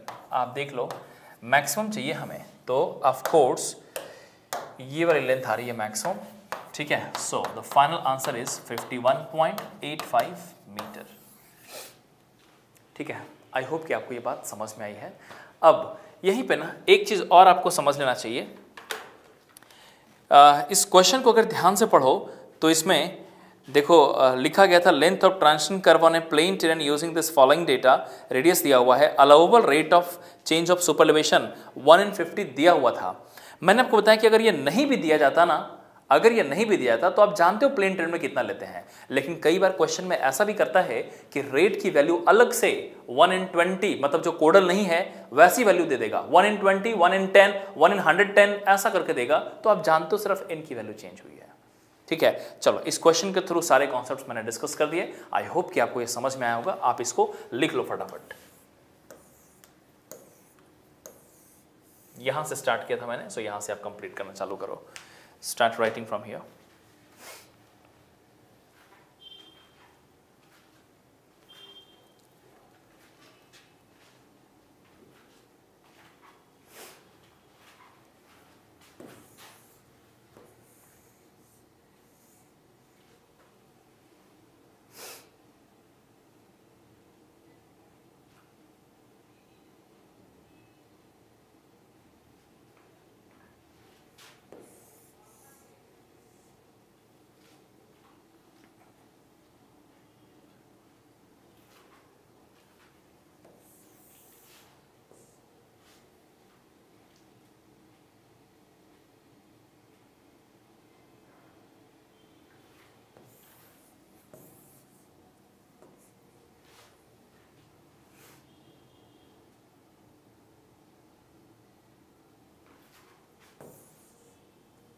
ये आपका फाइनल आंसर आ गया।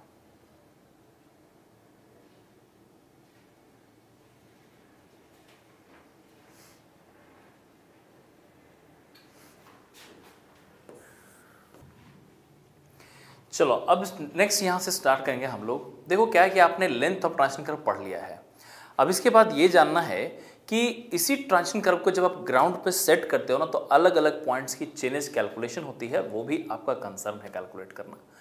तो हम लोग अब ये देखने जा रहे हैं कि अगर कंबाइंड कर्व बनाई जाए, अब यहाँ पे जो कंबाइंड टर्म मैं यूज़ कर रहा हूँ इसका सिग्निफिकेंस सिर्फ इतना है कि अगर सर्कुलर कर्व है और सर्कुलर कर्व के दोनों साइड में ट्रांजिशन है, तो आप एक कर्वेचर ऐसा सोचो, transition, circular and transition all together it is known as the combined curve. और ये combined curve which is made by the circular and spiral, इस पर्टिकुलर कंबाइंड कर्व की ना अलग अलग प्रॉपर्टी होती है। इसमें लेंथ ऑफ टेंजेंट निकालना, लेंथ ऑफ कर्व निकालना, अलग अलग पॉइंट की चेंजेस की वैल्यू निकालना, ये सारा कंसर्न है। तो मैं आपको याद दिला दूं कि जो टॉपिक अभी पढ़ने जा रहे हो ना आप, ये थोड़ा सा सर्वे से रिलेट हो रहा है। आपने सर्वे में भी ये चीज पढ़ा था कि भाई किसी कर्व की लेंथ ऑफ कर्व कैसे निकालते हैं, टेंजेंट की लेंथ कैसे निकालते हैं, चेंजेस की वैल्यू अलग अलग पॉइंट्स पे कैसे निकालते हैं। बस वही चीज आप यहाँ पे करने जा रहे हो। थोड़ा ध्यान से आप समझना, क्योंकि अब यहाँ पे डायग्राम मैं सबसे पहले वही दिखाऊंगा जो आपने सर्वे में पढ़ा था, फिर उसके बाद यहाँ पे ट्रांजिशन को मैं इंट्रोड्यूस कर दूंगा। समझिएगा ध्यान से। देखो यहां से अगर मैं स्टार्ट करूं तो आप सबसे पहले तो ये समझो कि दो टेंजेंट्स हैं which I am going to show you. एक tangent line is this, another tangent line is this. देख लो, ठीक है। और इसके बीच में अब एक बात तो आपको मालूम हो गया ऑलरेडी कि जो हम लोग यूज करते हैं इस टाइप के टेंजेंट्स को, इसके बीच में कर्वेचर है और वो कर्वेचर सर्कुलर कर्व कुछ ऐसा है। आप देखो पहले ये सर्कुलर कर्व यहां से लेकर के यहां तक कुछ ऐसा है। देख लो पहले, ये है सर्कुलर कर्व, दिस वन, ठीक है। तो ये वाला चीज ना आपने सर्वे में पढ़ रखा है, आप जानते हो इन सबको कि ये कहलाती है टेंजेंट लाइन, ये होती है बैकवर्ड टेंजेंट, ये होती है फॉरवर्ड टेंजेंट, ये होती है पॉइंट ऑफ कर्व, ये होती है पॉइंट ऑफ टेंजेंसी, और ये होती है पॉइंट ऑफ इंटरसेक्शन, ठीक है। ये सब आपको मालूम है। यहां से मैं रिलेट करता हूं, थोड़ा सा एक चीज और समझो। अब अगर यहां से मैं रिलेट करूं तो यहां से एक चीज और समझ सकते हैं यहाँ पे कि ये सेंटर में यहां पे बना दे रहा हूं, ये कुछ ऐसा, ठीक है। सो ये रहा पॉइंट सेंटर का। अब यहां से मैं रिलेट करूं तो आपको ये भी समझ में आ जाना चाहिए कि इस जगह पे जो मैंने डायग्राम बनाया है, यहां पे ये एंगल कितनी होती है, दिस एंगल इज डेल्टा। ये वाले एंगल को क्या बोलते हैं हम लोग, डेल्टा। वही डेल्टा एंगल आप यहां पे देखो, ये हो जाएगी क्या, delta angle, angle of deflection बोलते थे ना इसको, ठीक है। अब जरा सोचो कि ये जो हमने दिखाया ये क्या है, सर्कुलर कर्व, ये है टेंजेंट। अभी तक बिल्कुल सेम डायग्राम है, वही डायग्राम जो आपने सर्वे में पढ़ा था, लेकिन इससे मैंने दिखाया क्या, ये वाला पोर्शन यहां से यहां स्ट्रेट, ये वाला पोर्शन सर्कुलर, और ये वाला पोर्शन भी स्ट्रेट। लेकिन अब आप क्या देखने जा रहे हो कि अगर ट्रांजिशन कर्व प्रोवाइड करेंगे तब क्या सिनेरियो रहेगी, क्योंकि अभी तक आपने क्या पढ़ा है, प्योरली सर्कुलर कर्व। अब मैं इसी का अब सिनेरियो पढ़ाता हूं कि इसमें अगर मैं कंबाइंड कर्व बनाऊं तो कंबाइंड कर्व किससे बनेगी, ट्रांजिशन, सर्कुलर एंड ट्रांजिशन से। तो होगा क्या, अगर आप ट्रांजिशन कर्व प्रोवाइड करोगे ना, दोनों साइड से ट्रांजिशन कर्व अगर प्रोवाइड करोगे तो इस सर्कुलर कर्व के अंदर दो दो चेंजेस आएंगे। पहला, इसकी लेंथ कर्टल हो जाएगी, कट जाएगी, कम हो जाएगी, और दूसरी, इसका पोजीशन अंदर की तरफ शिफ्ट हो जाएगा। तो हमारा टॉपिक क्या बना, combined curve made by the circular and spiral. हम लोग वही देखने जा रहे हैं। सो मैं अब आपका यहां पे हेडिंग लिखता हूं, I will write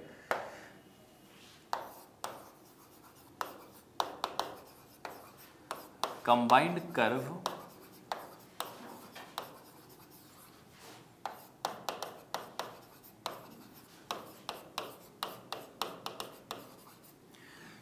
made by circular and spiral, ये हमारा टॉपिक है, ठीक है। तो आप पहले हेडिंग लिख लो, डायग्राम मत बनाना, सिर्फ हेडिंग लिख लो। अब इस पर्टिकुलर में देखो मैं किस तरीके से आपको समझा रहा हूं, समझिएगा ध्यान से। अब हेडिंग लिख लिया होगा आपने।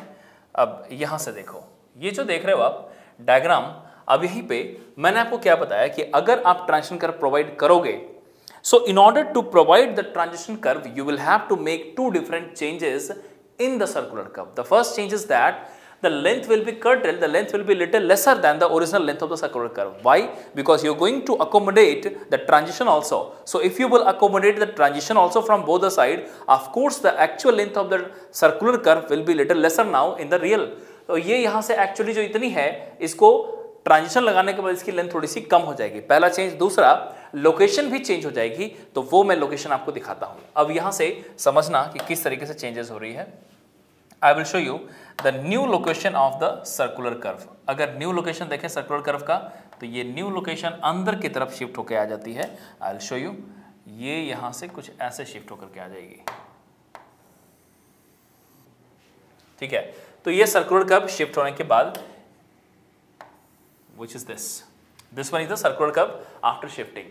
Now you need to understand कि ये ट्रांजिशन कर्व कहां से कहां आई, तो ये इसके बाद ट्रांजिशन ये कुछ ऐसे आ जाएगी। This you need to understand. जो व्हाइट कर्व से दिखाया है ये ट्रांजिशन कर्व है, ठीक है, ये ट्रांजिशन कर्व है। तो आप समझ लो इसको। थोड़ा सा और मॉडिफाई करता हूं डायग्राम को।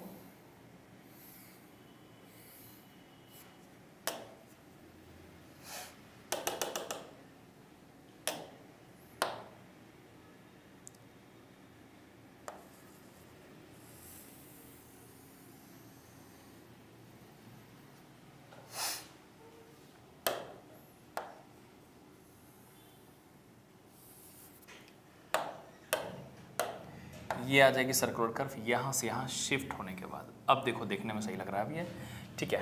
अब मैं पूछूं आपसे, क्या है ना, थ्योरी समझो पहले आप। हमने आपको पहले क्या बताया कि सर्वे में जो आपने पढ़ा था, दो टेंजेंट है, बीच में एक सर्कुलर कर्व है, स्ट्रेट है, सिर्फ सर्कुलर थी। फिर मैंने उसको चेंज क्या किया कि इस हॉरिजॉन्टल कर्व में अब अगर आपने प्रोवाइड किया ट्रांजिशन कर्व, तो ट्रांजिशन कर्व प्रोवाइड होने की वजह से दो चेंजेस आते हैं। पहली कि सर्कुलर कर्व की पोजीशन अंदर की तरफ शिफ्ट करनी पड़ती है, क्योंकि ट्रांजिशन कर्व के अंदर भी कर्वेचर है। दूसरा कि लेंथ भी कटल करनी पड़ती है, लेंथ भी कम हो गई, और उसके बाद ट्रांजिशन कर्व। तो अब मैं आपको यहां पे दिखाऊं कि अब सिचुएशन क्या है, वो देखो आप यहां पे, वो मैं आपको यहां पे दिखा दे रहा हूं। Look at this is circular curve, this one is transition curve. ये जो देख रहे हो ट्रांजिशन कर्व, और ये भी क्या है, ट्रांजिशन कर्व, ठीक है। अब यहां पे कुछ टर्मिनल पॉइंट्स हैं जिसका चेनेज निकालना। आखिरकार इस टॉपिक में क्या पढ़ने जा रहे हैं हम लोग बेसिकली ये समझेंगे कि चेनेज कैसे निकाली जाती है अलग अलग पॉइंट्स की, वो चेनेज निकालना हमारा कंसर्न है, तो वो हम लोग चेनेज यहां से वर्कआउट करेंगे। तो सब मिलाकर के चेनेज पॉइंट कितनी है, कितनी टर्मिनल पॉइंट्स है वो देखो, जंक्शन पॉइंट्स बोल सकते हैं इसको। जंक्शन 1 किसका है, ये स्ट्रेट एंड ट्रांजिशन का जंक्शन है। जंक्शन 2 ट्रांजिशन एंड सर्कुलर का जंक्शन है। जंक्शन 3 सर्कुलर एंड ट्रांजिशन का जंक्शन है। जंक्शन 4 ट्रांजिशन एंड स्ट्रेट का जंक्शन है। तो सब मिलाकर के 4 अलग अलग पॉइंट्स हैं जो हमारी जंक्शन वाली पॉइंट है, और इसी जंक्शन वाली पॉइंट पे हम लोग अब चेनेज निकालना चाहते हैं। सो मैं आपको पॉइंट मार्क कर देता हूं। This point you can mark it now as point A, this point the second junction is B, this point is C and this point is D। 4 अलग अलग जंक्शन है और इन सब का हम लोग वर्कआउट करेंगे अभी, लेकिन उससे पहले थोड़ा सा कुछ और भी कैलकुलेट करता हूं। अब आप ना देखो यहाँ पे कुछ पैरामीटर्स लिखता हूं, ध्यान से समझिएगा। सबसे पहला पैरामीटर, यहाँ पे एक टर्म यूज हो रही है शिफ्ट ऑफ कर्व। तो ये देखो, ये कर्व जो है ना, ये अंदर की तरफ शिफ्ट हो गई है, और इसी को बोलते हैं हम लोग shift of curve, that is S. तो एक तरह कॉमन सा टर्म आपको दिखाई देगा, शिफ्ट ऑफ कर्व। तो पहले तो आप ये समझो कि अगर कोई सर्कुलर कर्व में आप अलग से ट्रांजिशन प्रोवाइड करोगे, due to providing transition curve the circular curve has to be shifted towards the inner side, and that is known as the shift of the curve। तो ये जो शिफ्ट है ना, इसकी वैल्यू होती है LT²/24R। सो मैं उसको भी यहां पे समझा दे रहा हूं, ठीक है। थोड़ा सा आगे बढ़ करके अब एक एक करके पॉइंट्स इधर हम लोग लिखते चलेंगे। तो सबसे पहले ये समझो कि शिफ्ट ऑफ कर्व क्या है। Shift of curve is S।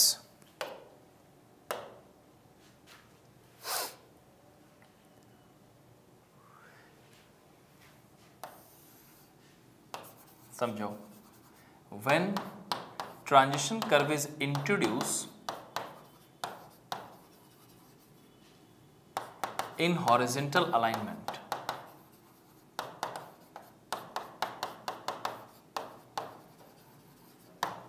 then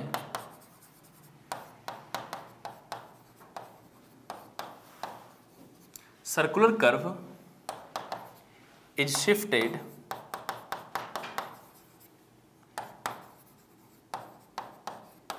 towards inner side of curve,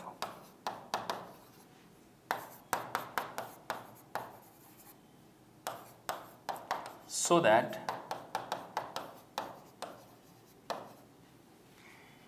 it should meet transition curve tangentially. ये टेंजेंशियली मीट करे, इसलिए शिफ्ट करना पड़ता है, और इस शिफ्टिंग की जो वैल्यू होती है वो यहाँ पे देख लो आप। दिस L यहाँ पे शिफ्ट की value, this S is equal to LT²/24R, ठीक है, LT²/24R, ये है शिफ्ट की वैल्यू। तो बेसिकली आप शिफ्ट करते हो इसको अंदर की तरफ, कितने वैल्यू से, LT²/24R से। तो एक पॉइंट आपको समझ में आ गया। और वापस आते हैं यहाँ पे, तो मैं पूछूं कि ये जो डायग्राम देख रहे हो, इसका नाम भी देता हूं। This is the point V, this point is A, this point is O, ठीक है। और ये वाला पॉइंट को बोल देते हैं T1, और ये हो जाएगी T2। तो आपको शिफ्ट ऑफ कर्व समझ में आ चुका होगा अब कि शिफ्ट अब मैं यहां पे लिखता हूं कि शिफ्ट करने के बाद, जब ये कर्व शिफ्ट हो गई है उसके बाद मैं एक चीज यहां पे लिख रहा हूं कि शिफ्ट अगर हो जाए उसके बाद मैं यहां पे एक रेडियस दिखा रहा हूं, सर्कुलर कर्व जो नई बन के आई है, द न्यू सर्कुलर कर्व जिसकी लेंथ कम हो गई है, रेडियस भी कम हो गई है, उसको मैं यहां से कनेक्ट कर रहा हूं, this and this you can see. अब मैं पूछूं कि इसकी जो रेडियस है ना वो मैं लिख रहा हूं कि ये रेडियस r है, this radius is r, this radius is r। तो आप बता दो ओरिजिनली कितनी बनी, फिर जो ओरिजिनल जो ऊपर है उसकी कितनी बनी, तो आप बोलोगे r प्लस s, इसकी कितनी है r। बात समझ में आ गई। अब यहां पे जब आप ये वाली बात समझ चुके हो तो एक पॉइंट और भी आपको समझ लेना चाहिए कि यहां पे स्पाइरल, आप मैं पूछूं कि what is the nature of this transition curve, तो आप बोलोगे स्पाइरल, तो ये जो एंगल देख रहे हो ये वाला एंगल, इसको मैं बोल रहा हूं दिस इज फाई, ये इधर से भी फाई, ये फाई को बोलते हैं स्पाइरल एंगल। समझ लो पहले क्या बोलेंगे इसको, स्पाइरल एंगल। अब समझो कि ये स्पाइरल एंगल ये होती क्या है, स्पाइरल एंगल इस पूरे लेंथ ऑफ ट्रांजिशन कर्व को दो इक्वल पार्ट में डिवाइड करती है। मतलब क्या हुआ, अब मतलब यहां पे दिखाता हूं मैं आपको, ये ट्रांजिशन कर्व जो लिखा है आपको समझ में तो आ गया कि व्हाइट कलर से जो लाइन बनाई है वो क्या है, ट्रांजिशन कर्व। तो ये जो लेंथ है ना ये है LT/2 और ये भी है LT/2। फिर यहां पे देखो this is LT/2 and this is LT/2 और ये जो लेंथ है इसको मैं बोल रहा हूं LC, length of circular curve को। तो आप समझो कि ये जो लाइन है OT1 प्रॉपर्टी है, ये याद रखिएगा इसको, OT1 bisect the transition curve in two equal half, तो एक तरफ LT/2 ये भी LT/2। अब उस LT/2 के कारण, इस LT/2 के कारण जो एंगल बनी है यहां पे फाई, आप सोचो कि what is the nature of this curve, तो आप बोलोगे spiral, nature of transition curve is what, spiral, and that is why the angle made by this half LT/2 is known as the spiral angle. ये कहलाएगी spiral angle. बात समझ में आ गई, spiral angle. अब ये भी समझ लो कि वन पार्ट, ये ट्रांजिशन कर्व का वो हाफ जो स्ट्रेट से कनेक्टेड है वो स्ट्रेट मान ली गई है, तो मैं इस वाले लेंथ को स्ट्रेट मान के चल सकता हूं। तो दिस इज अप्रॉक्सीमेटली LT/2, मैंने बोला है अप्रॉक्सीमेटली LT/2, हालांकि वो कर्वेचर की तरफ है, लेकिन चूंकि क्या है ना कि जब ट्रांजिशन कर्व पे जाते हो तो स्ट्रेट वाले एंड पे नेचर स्ट्रेट जैसा होता है और इसलिए वो यहां से लेकर के यहां तक LT/2 है, लेकिन अज्यूम कर लिया गया है 81 इज अप्रॉक्सीमेटली LT/2 कैलकुलेशन को आसान बनाने के लिए। मैंने आपको बोला ध्यान से समझना डायग्राम को। मैंने सबसे पहले सर्कुलर कर्व दिखाया, टैंजेंट दिखाया जो आपने पढ़ रखा था सर्वे में, उसको एक्सटेंड करते हुए हमने उसको शिफ्ट किया और शिफ्ट करने के बाद मैंने यहाँ पे शिफ्ट करने के बाद उसके बाद मैंने आपको यहाँ पे दिखाया कि शिफ्ट किया S से, तो S की वैल्यू कितनी होती है LT²/24R। दोनों तरफ से ट्रांजिशन लगाया, ये OT1 लाइन ट्रांजिशन कर्व को दो इक्वल पार्ट में डिवाइड करती है, LT/2 LT/2। अगला पॉइंट मैंने बोला कि first LT/2 is considered straight and second is spiral, तो इसके कारण जो एंगल आती है उसको बोलते हैं स्पाइरल एंगल। तो आपको ये भी समझ में आना चाहिए कि ये वाली एंगल कितनी बची, फिर टोटल कितनी थी डेल्टा, तो ये कितनी बची डेल्टा -2φ, ये हो जाएगी delta -2φ। I hope it is clear to you. अब यहां से हम लोग रिलेट करेंगे आगे कि पैरामीटर्स और क्या क्या यहां पे बनेंगे। तो मैं सबसे पहले स्पाइरल एंगल दिखा दूं, एक एक करके सारे पॉइंट्स में लिखता हूं। देखो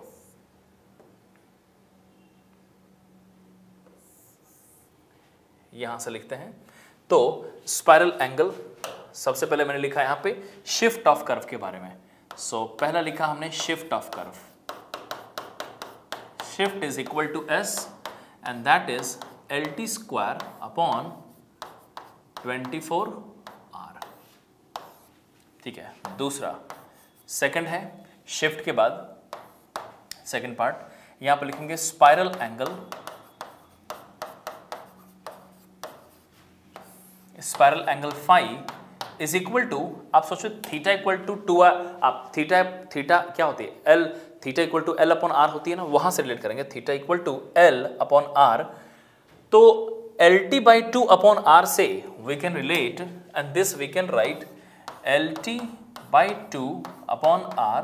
तो ये बेसिकली बनी कितनी, this is going to be LT/2R, और इसको अगर निकालोगे ना तो ये रेडियंस में आएगी वैल्यू, LT/2R से निकालोगे।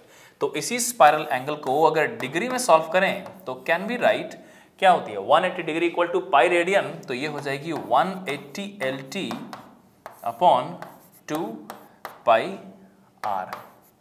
ठीक है, ये वैल्यू जो आएगी ये है डिग्रीज में। ठीक है, I hope it is clear to you. So आपको शिफ्ट मिल गया, आपको स्पाइरल एंगल मिल गई। ठीक है, नेक्स्ट चलते हैं, आगे बढ़ते हैं, तीसरे पे चलते हैं और यहां से अब हम लोग कैलकुलेट करेंगे कि यहां पे लेंथ ऑफ टेंजेंट वगैरह क्या है। लेंथ ऑफ टेंजेंट, तो लेंथ ऑफ टेंजेंट अगर इस डायग्राम में देखो तो लेंथ ऑफ टेंजेंट पहले मैं बता दूं कि कहां से कहां तक होनी चाहिए। सो ए से लेकर के V तक लेंथ ऑफ टेंजेंट, तो आप सोचो कि ये वाली वैल्यू कितनी होगी। पहले आप सोचिए ये वाली वैल्यू कितनी होगी। मैं आपको एक चीज दिखाता हूं, ए V से, यह देखो V से T1 ये वाली लेंथ ओरिजिनल सर्कुलर कर्व की जो T1 से T2 तक है, क्या उसकी टेंजेंट है? आप बताओ उसकी लेंथ कितनी होगी। What should be the radius value of the original curve. तो आप बोलोगे R प्लस S, तो ये वैल्यू कितनी हो जाएगी R plus S tan delta by 2। सर्वे में पढ़ रखे हो, उसको रिलेट करके बोल रहा हूं मैं। तो मैं यहां से इसको रिलेट करके क्या लिख सकता हूं, आप सोचो ना यहां पे कि ये O है एंड O से T1 तक रेडियस कितनी है R प्लस S। तो R प्लस S के कारण टेंजेंट कितनी बनी, तो ये आप जानते हो this is basically R plus S tan delta by 2। तो मैं पूछूं आपसे व्हाट इज द कंबाइंड, ये क्या है tangent length of the circular curve है, लेकिन अगर मैं tangent length of combined curve लिखूं तब कितना लिखोगे, तो ये A T1 प्लस T1V यही हो जाएगी। सो यहां से हम लोग रिलेट करेंगे and I can write length of tangent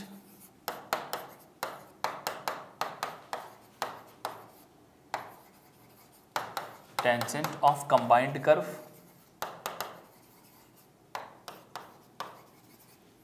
इसकी लेंथ ऑफ टेंजेंट कितनी हो जाएगी। So I can write this is basically A से लेकर के V तक, जो कि दो पार्ट में ब्रेक कर दो, AT1 प्लस T1V। अब AT1 की वैल्यू मैंने बताया अप्रॉक्सीमेटली LT बाई 2, अभी बताया था ना, आप देखो ना यहाँ पे LT बाई, ये AT1 कितनी है LT बाई 2 और T1 से V कितनी बनी R plus S tan delta by 2।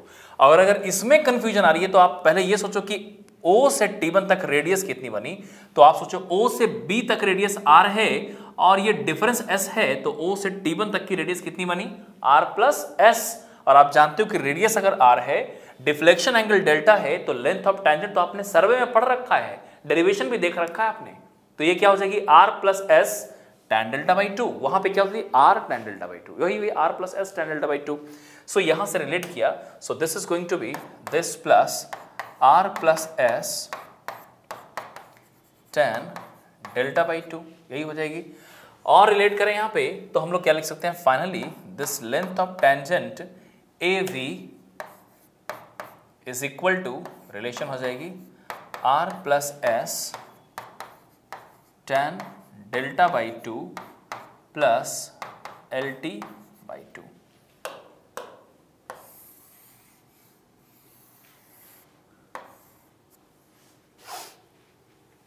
ठीक है, चलो ये हो गया टेंजेंट लेंथ। आप देखो सबसे पहले शिफ्ट बताया, फिर स्पाइरल एंगल, फिर टेंजेंट लेंथ। अब एक चीज और देखेंगे हम लोग यहीं पे कि भाई अगर हमें ये निकालना हो, fourth one, length of circular curve.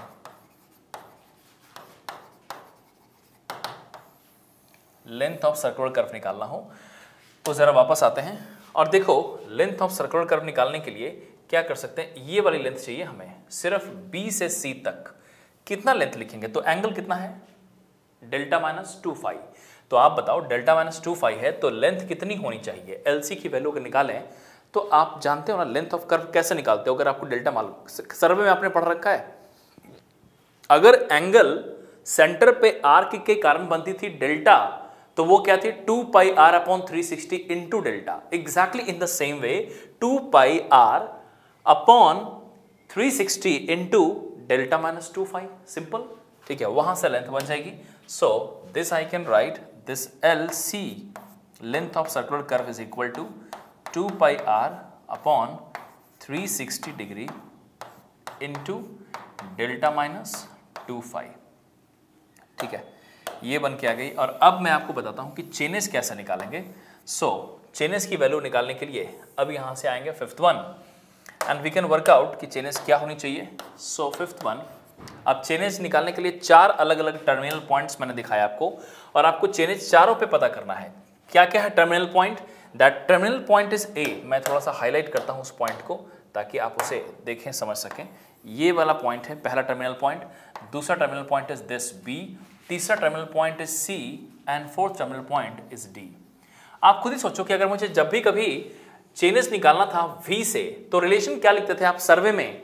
मैंने आपको पहले ही बोला कि ये टॉपिक आप सर्वे से रिलेट करके पढ़ो तो आपको अच्छी तरीके से समझ में आएगा, क्योंकि इसका रेफरेंस सर्वे ही है। तो आपको याद होगा कि आपने ये पढ़ रखा था कि जब पॉइंट ऑफ इंटरसेक्शन की चेनेज मालूम थी तो लेंथ ऑफ टेंजेंट माइनस करके ए पॉइंट का चेनेज निकालते थे आप। रिलेशन भी याद होगा आपको, chainage at T1, chainage at point of curve is equal to chainage at point of intersection minus length of tangent. वही काम यहां भी करेंगे। So chainage at A is equal to chainage at V minus this length of tangent of the combined curve. Similarly अब मैं बोलूं B का chainage क्या है, तो आप बोलोगे chainage at A and plus length of transition curve. फिर मैं बोलूंगा C का चेनेज क्या है, chainage at B plus LC। फिर चेनेज एट D क्या है, chainage at C plus LT। इस तरीके से आप सॉल्व कर लोगे इसको। तो आप वर्कआउट करने में ना इस बात को हमेशा ध्यान रखिए कि जब भी कभी आप कैलकुलेट करेंगे यही प्रोसीजर फॉलो करना है कि V से आना है A पर, A से जाना है B पर, B से C एंड C से D। और आप जानते हो कि V से A आने में लेंथ ऑफ टेंजेंट को माइनस करेंगे और इसके बाद A से B में प्लस, B से C में प्लस, C से D में प्लस। ये सब आप सर्वे में पढ़ चुके हैं, ठीक है। अब यहां से मैं डायरेक्टली इसका रिलेशन लिख देता हूं कि क्या क्या होना चाहिए। चेनेज अब यहां से एक एक करके देखना। चेनेज में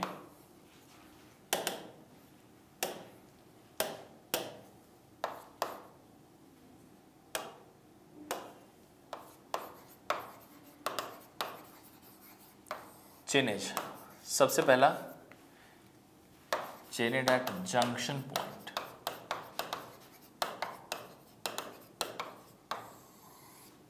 ठीक है, तो सबसे पहला चेनेज है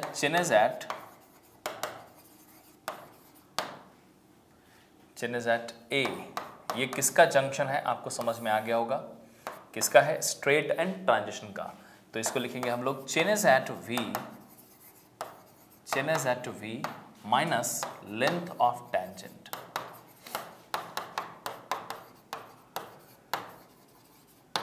और लेंथ ऑफ टेंजेंट क्या मतलब AV हो गया, ठीक है। फिर नेक्स्ट है B। I can write chainage at B, chainage at B is equal to chainage at, ये हो जाएगी chainage at A plus length of transition curve, मतलब LT ऐड कर दो, ठीक है। आप देखो ना कैसे लिखा है, ये भी समझ सकते हो आप। अगर इसको देखोगे तो यहाँ पे देखो A का चेनेज मिल गया, उसमें LT ऐड कर दो, B का चेनेज मिल जाएगा, ठीक है। सेम काम यहाँ पे कर लेंगे हम लोग।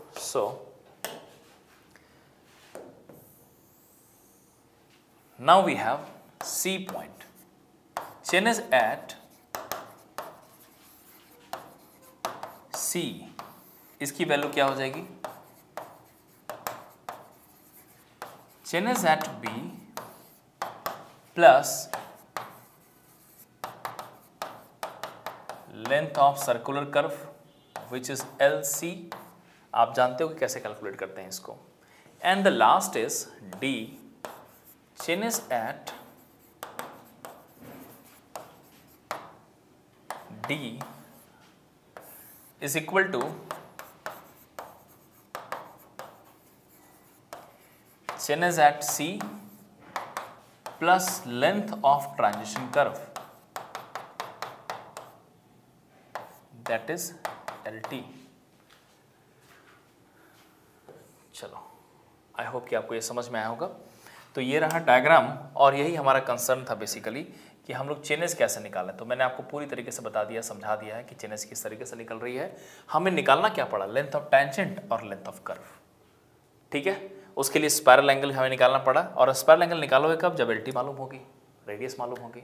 ठीक है, क्वेश्चन सॉल्व करेंगे, लेकिन पहले आप इसे कंप्लीट कर लो।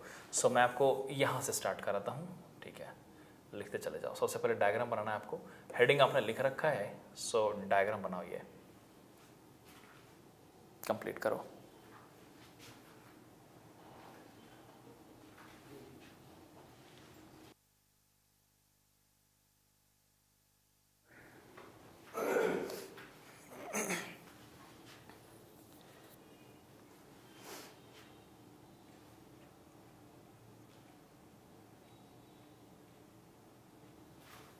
चलो, उसके बाद शिफ्ट डिफाइन करो, लिख भी लो।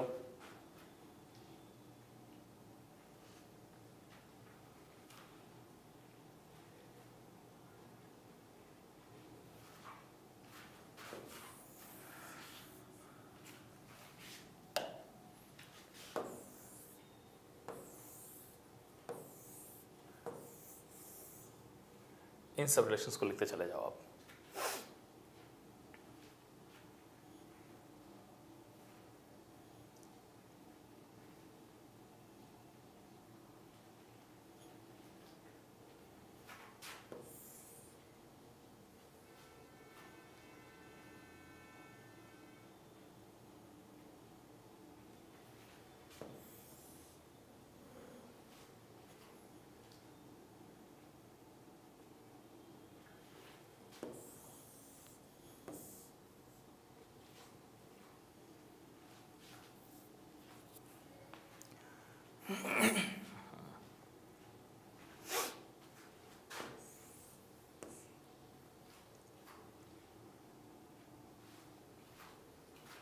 चलो, आई होप कि आपको पूरा आइडिया लग गया होगा किस तरीके से यहाँ पे रिजॉल्व की जा रही है।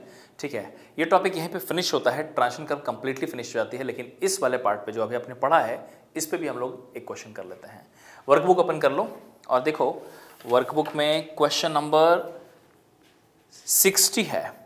देखो लिखा है ना इन, और 60 नंबर क्वेश्चन जो है वो पिछले क्वेश्चन का ही रेफरेंस के बेसिस पे है। Find the chainage at all the junction if the chainage at point of intersection is 1000 metre and angle of deflection is 50 degree.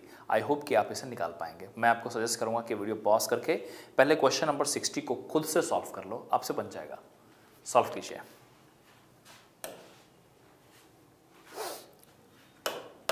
अब मैं सॉल्व करता हूं, आई होप कि आपने सॉल्व कर लिया होगा। So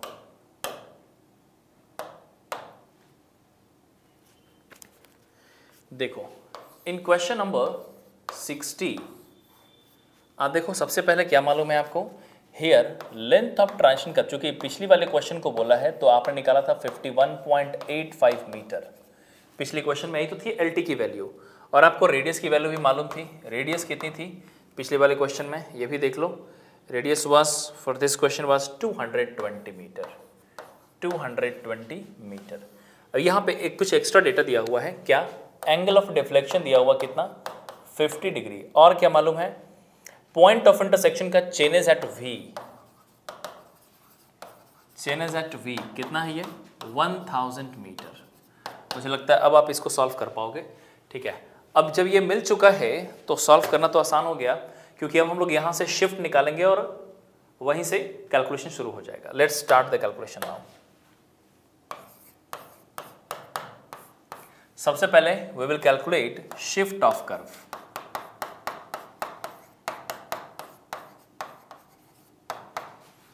and this S is equal to LT square upon 24R, and this LT की वैल्यू हो जाएगी 51.85 square whole divide by 24 into 220. What is the value? Let's calculate 51.85 square whole divided by 24 into 220, and this value comes out 0.509 metre. ये आई है value. अब निकालेंगे spiral angle. ठीक है, spiral angle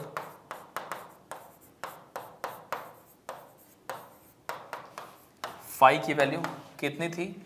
phi is 180 LT upon 2 pi R. Degree में इतना ही आती थी।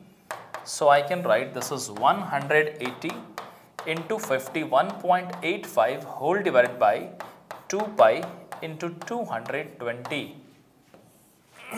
देखें जरा इसकी वैल्यू कितनी बनी, 180 into 51.85 whole divide by 2 into 220 into pi, and this value 6.75 degree, 6.75 degree आ गई है। अब देखो जब ये दोनों मिल चुकी है ना, आपको फाई मिल गई और ये भी मिल गई, तो बाकी सब तो मालूम है। अब यहाँ से हम लोग लेंथ ऑफ टेंजेंट और लेंथ ऑफ कर्व निकाल लेंगे। So let's start the solution. Length of tangent अगर निकालें यहीं पे, सो length of tangent of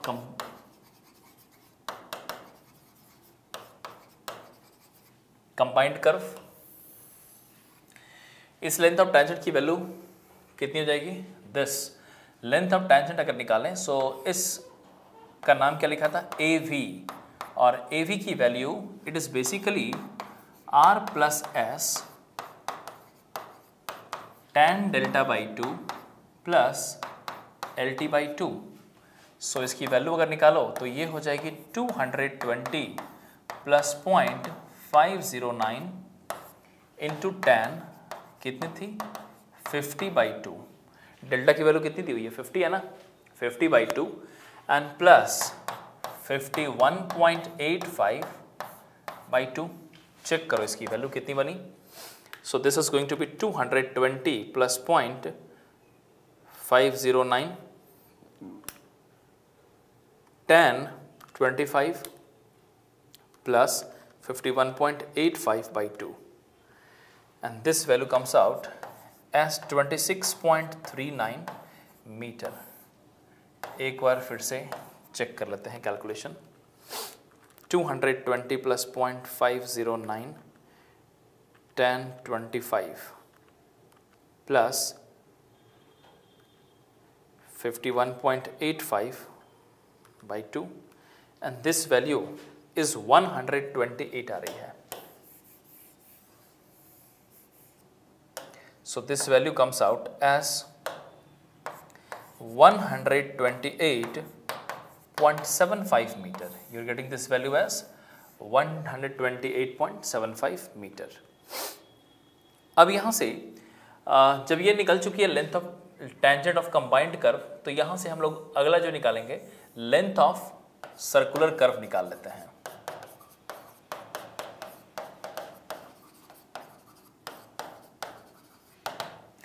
So length of circular curve is going to be LC, which is 2 pi r upon 360 degree into delta minus 2 phi. So इसकी value हो जाएगी 2 pi into 220 whole divided by 360 multiplied with delta is 50 minus 2 into, जरा देखो phi की value कितनी थी, 6.75. 6.75. Let's calculate how much we are getting this. So this is 2 pi into 220 whole divided by 360 multiplied with 50 minus 2 into 6.75. चलो इसकी value आ रही है, this is 140.15 metre. अब देखो ना, आपको यहाँ पे सब कुछ की वैल्यू मिल चुकी है। अगर आप यहाँ पे ध्यान से देखें तो ये पूरा तैयार हो चुका है अभी कि शिफ्ट ऑफ कर्व आपको मिल गई, फाई जो स्पाइरल एंगल है वो भी मिल गई, उसके बाद आपको टेंजेंट लेंथ मिल चुकी है कंबाइंड कर्व की, और लेंथ ऑफ सर्कुलर कर्व भी आपको मालूम है। करना क्या है, इसके बाद सिर्फ चेनेज की कैलकुलेशन करनी है एक एक करके। और मैं आपको याद भी दिला दूं कि चेनेज की कैलकुलेशन करने में भी ना ज़्यादा कुछ मेहनत नहीं है, क्योंकि आप ये जानते हो कि चेनेज कैलकुलेशन में यहाँ पे ये देखो, चेनेज कैलकुलेशन में हमें V से उतर करके A पर आना है, तो V की चेनेज क्वेश्चन में दी हुई है। हम लोग लेंथ ऑफ टेंजेंट को माइनस करेंगे, we will get the chainage of A, then using the chainage at A, adding the length of transition curve, we will get the chainage at B, similarly adding the length of circular curve will get the C chainage, then adding the length of transition curve will get the D chainage. अभी मैंने आपको relation भी दिखाया था, तो वहां से हम लोग इसको रिजॉल्व कर लेंगे। सो लेट्स स्टार्ट विथ, हम लोग इसकी चेनेज की बात करें, अभी मैंने आपको दिखाया तो ये हम लोग अभी भी निकाल चुके थे, कैलकुलेट कर लिया, तो यहां से चेनेज निकालेंगे अब। So let's start with the chainage calculation. Chainage सबसे पहले देखें,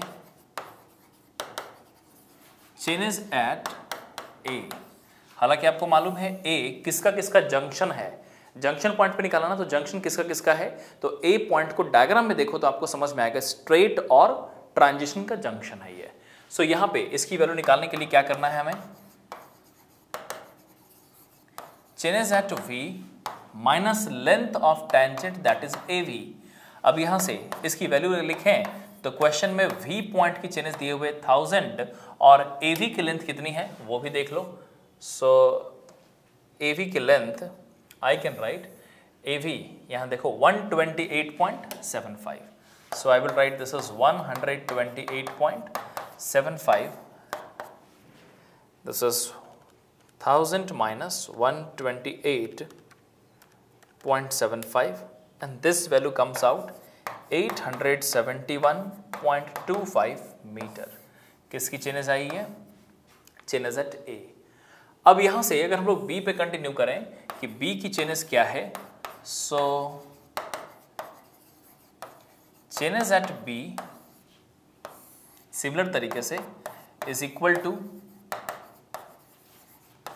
chainage at A plus A की चेनेज निकल गई और उसके बाद इसमें length of transition curve add करना पड़ेगा। सो इसकी वैल्यू हो जाएगी 871.25 plus length of transition curve 51.85 metre.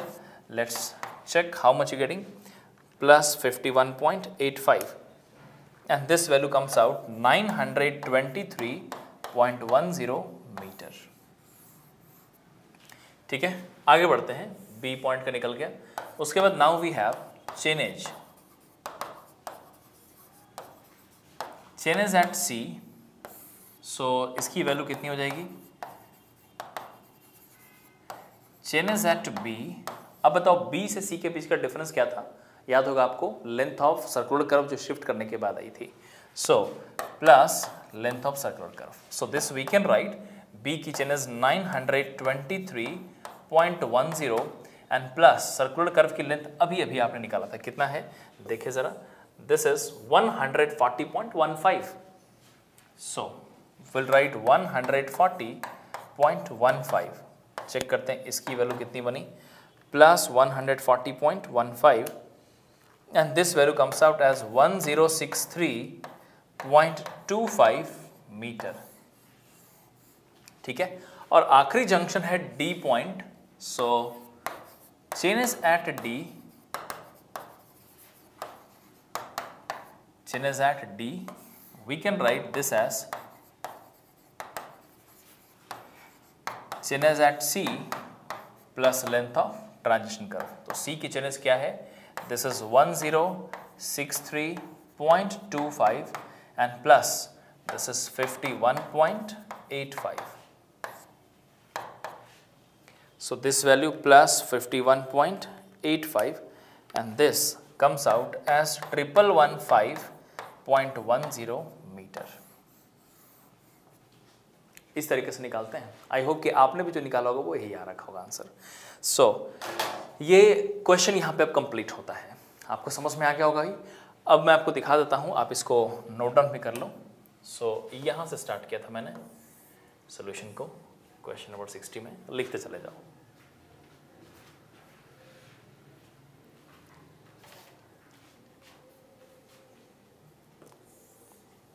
Now इसकी वैल्यू लिख लो,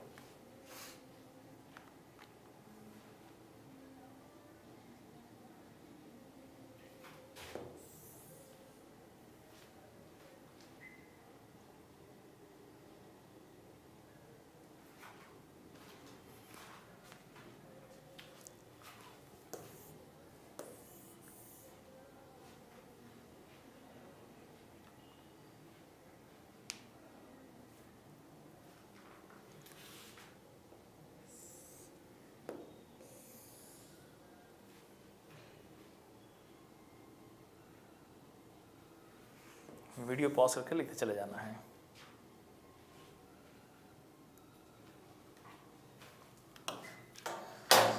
चलो, ये ट्रांजिशन कर्व की कहानी यहाँ पे ख़त्म होती है। आपने ट्रांजिशन कर्व में काफ़ी सारी चीज़ें पढ़ लिया कि ट्रांजिशन कर्व होती क्या है, नेचर क्या है, उसकी लेंथ कैसे निकालते हैं और फाइनली चेनेस किस तरीके से वर्कआउट की जाती है।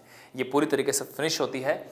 नाउ हॉरिजॉन्टल एलिमेंट में एक और टॉपिक बचता है और वो है सेटबैक डिस्टेंस, जो हम लोग अगली क्लास में डिस्कस करेंगे। आज के लिए बस इतना ही। Will meet in the next class. Thank you.